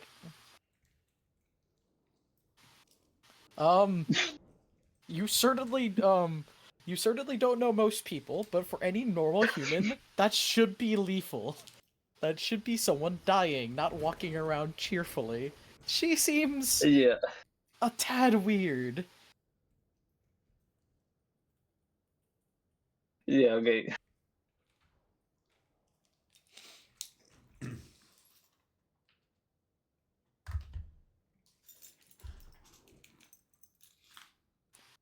Yeah, she just kind of looks at. Are you gonna stare now? If you're going to stare later, we have other things to do, like checking on the others. As she cheerfully just kind of starts making her way to the ladder to climb down to check on everyone else. Jesse, Core, what are you doing as you are also finishing dodging the dagger for the past minute or so? Yep. Is it over? Yeah, I think so.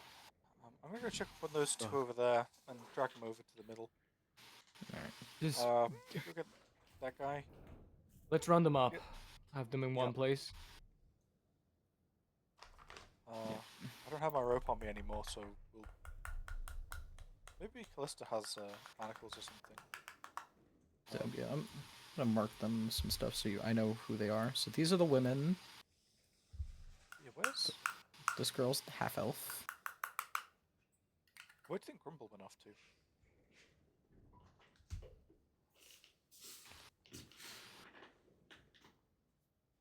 He'll I'll go to the old men, and I'll go. Hurry, hurry, rich old men. Everyone's dead. It's only friends. Alright, coming then. Come on, Bartholomew. But my keys. No, you're not your keys. As the four elderly tieflings do quickly follow you out into the open. Cool. I will. Once again, Yeah, even that- as this goes on, the harpy continues singing. Yeah, I've heard of her. Before that, I wanna check the obelisk. Does it have any null runes on it? Anuvian, perhaps? Absolutely. The entire thing is covered in Anubian hieroglyphics. Can I translate it? I do know null. Unfortunately, Anubian is not null. Hmm. You can That's see weird. like some root words from it. It's like looking into Mesozoic Greek, and then looking at ancient Greek. There's definitely a through line where the words must have some origin from it, and you can kind of see it, but from that root, you're unable to decipher this language, as it's even older. This is crazy. And I thought the greatest discovery was going to be the pyramid. Look at all this place. Yeah. Hey there, Yeah, Core. as you look around, you can still see the carved out statues of what look to be a massive sphinxes in this area. Important area. I'm gonna go talk with the lady upstairs. You coming? Oh, yeah, I'd love to. Always- I'll tap you on the shoulder and cast guidance. Copy that. I'm just gonna go climb up the ladder and slowly get close to the harpy, wary, knowing their tendency to attack humanoids. I just get close and go like, "Hey!" with a safe distance. I don't get closer to 5 feet. She doesn't stop singing, just merely humming her tune. What kind of tune is it? Once again, it's the one you've been hearing this entire time in the background, actually. Just that. But is it sad? Is it lamentful? Is it happy? Is it fast? Is it slow? More slow and deliberate. Not really an emotion, more of just a feeling, like rising tension. I will pull out my harp and just start playing along with her. I am actually not going to intervene. I like where this is going. I'm gonna sit down and kind of relax for a moment after getting slashed and caught for a while. Yeah, as Grumble does join in the song, the harpy does not stop, but she intensifies her song, making it so that it's no longer just tension, but actually proving to be a bit of a point, coming to quite a conclusion with the music itself as it climbs higher and higher. Before, after but a few minutes, does her wordless melody come to a close, as its crescendo brought forth by your own musical capabilities that join in with hers, allows it to close out in a much more beautiful flourish. I start applauding. As the massively. singings... Oh, sorry. Go on. It's all good. It's all good, dude. I just wanted to make sure I didn't interrupt you on your thing. As the singing ends, she opens her eyes. Two startlingly beautiful motes of amber eyes. Oh, hello there. I'm sorry, but I do hope the song found you all well. It seems fitting, if unfortunate.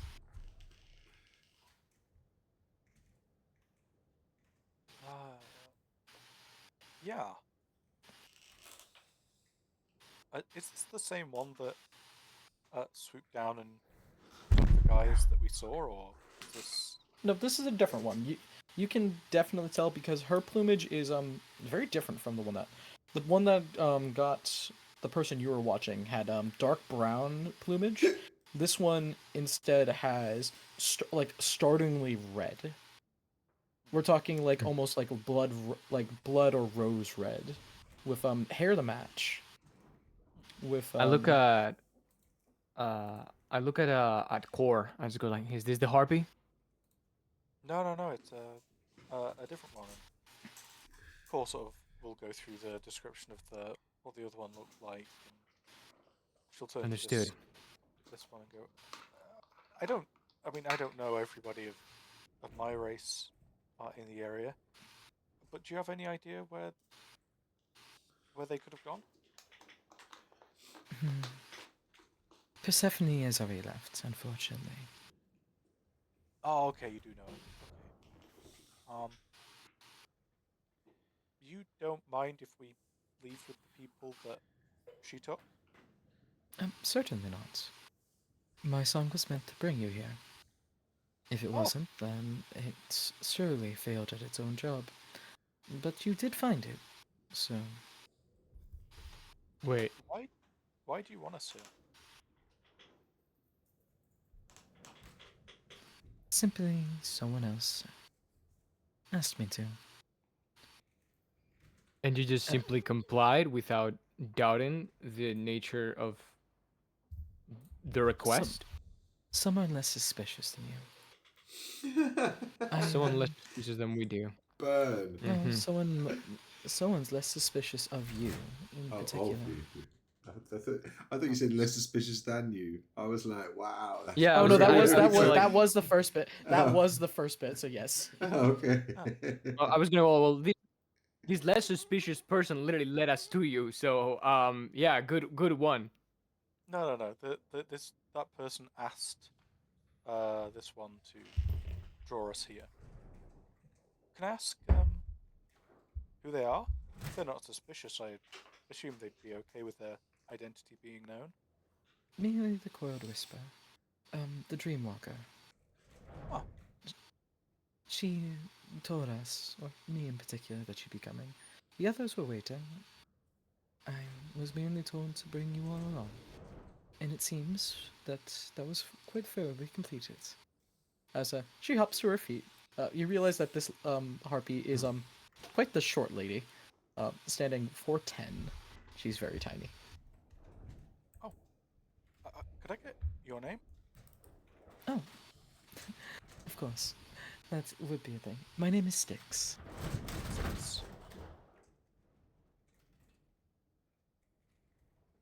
Okay. Now, I'm Core.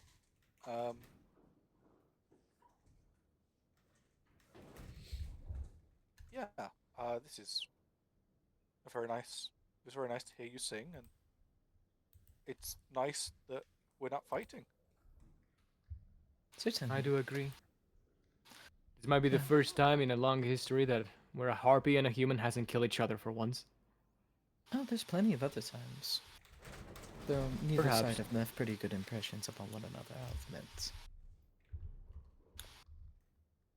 Well, given the amount of situations that I've seen and read, mostly read, most of the stories between normally end in a bittersweet note. So I'm sure in your side of the story probably is a more wide a range of stories, ones that I've never even heard of. Oh, certainly so. Ow.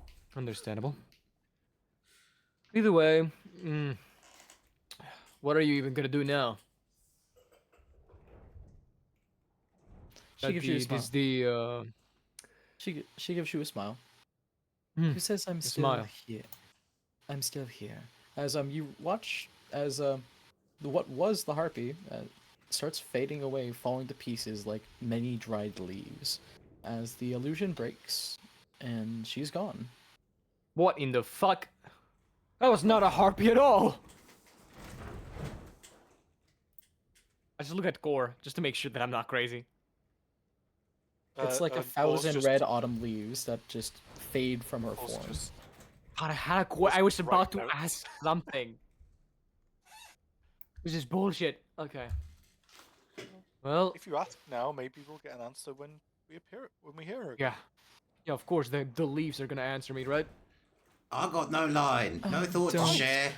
Oh, But cursed don't be verse. too worried you'll- about it, Jesse. yeah. Okay, the leaves just answered. Also, they knew my name. Yeah. I mean, I know your name too. Yeah, but I did. Do you told him my name?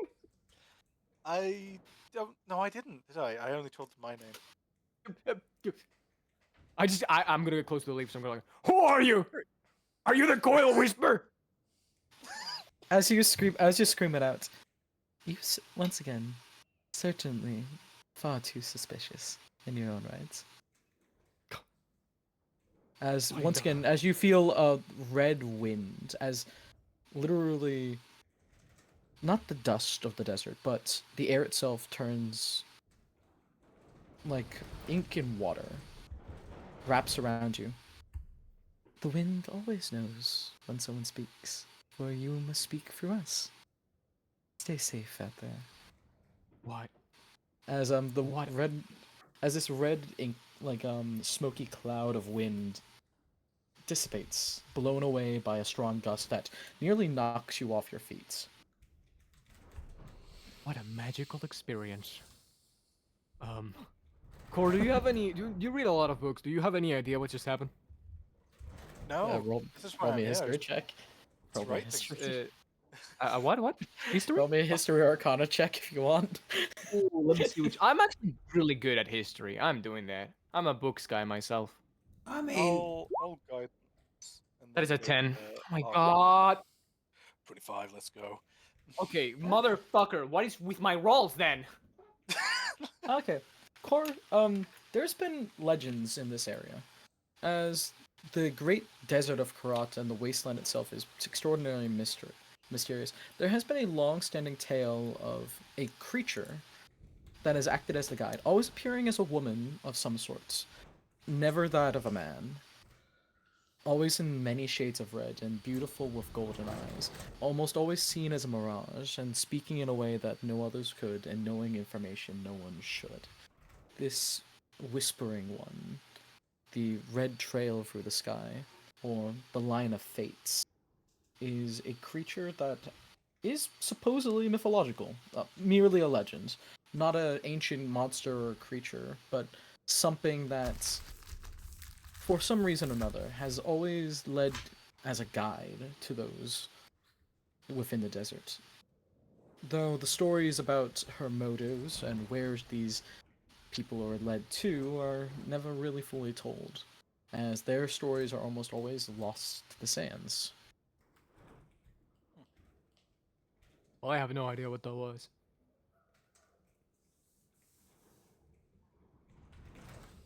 Core, do you have any idea what that was, perhaps? I'll explain the information I got from that check. But again, not 100% certain if it is that person or not. I don't even think that was a person. Well, entity. It seems like they guided us here to, which is kind of where we wanted to go find those guys, and well, maybe it's the obelisk. Seems interesting. You seem to be interested in it.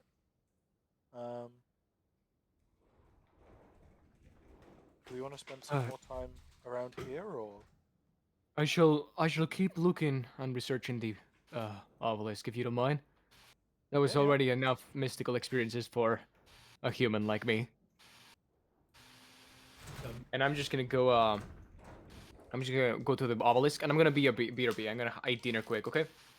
Oh, I was gonna say Oh. we're about to be ending, so.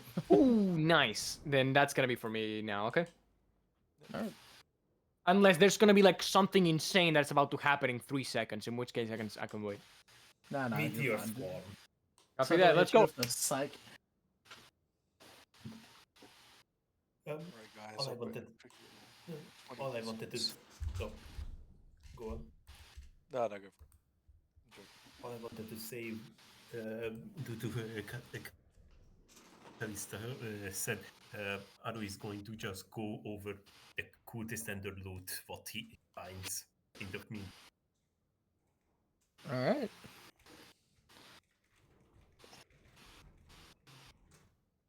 So, yeah, later you can just send it to me and I can split it for the pod. Well, I was gonna say, I think the party probably wants to know a bit about that, seeing as she's claiming 50 of it. But as we come to a close for today, as you have withstood a great battle against apparently a powerful priest of some unknown deity, Callista severely injured, the prisoners saved, but one is mysteriously missing. And you have many, both captured and dead, that you must transport back to the great caravan. It is certainly an interesting time to be alive out here in the deserts. But as we come to a close, you all patching up your wounds and taking a moment to catch your breaths, we will end this session of Sands of Doom. Woohoo. As let's get you guys some loot.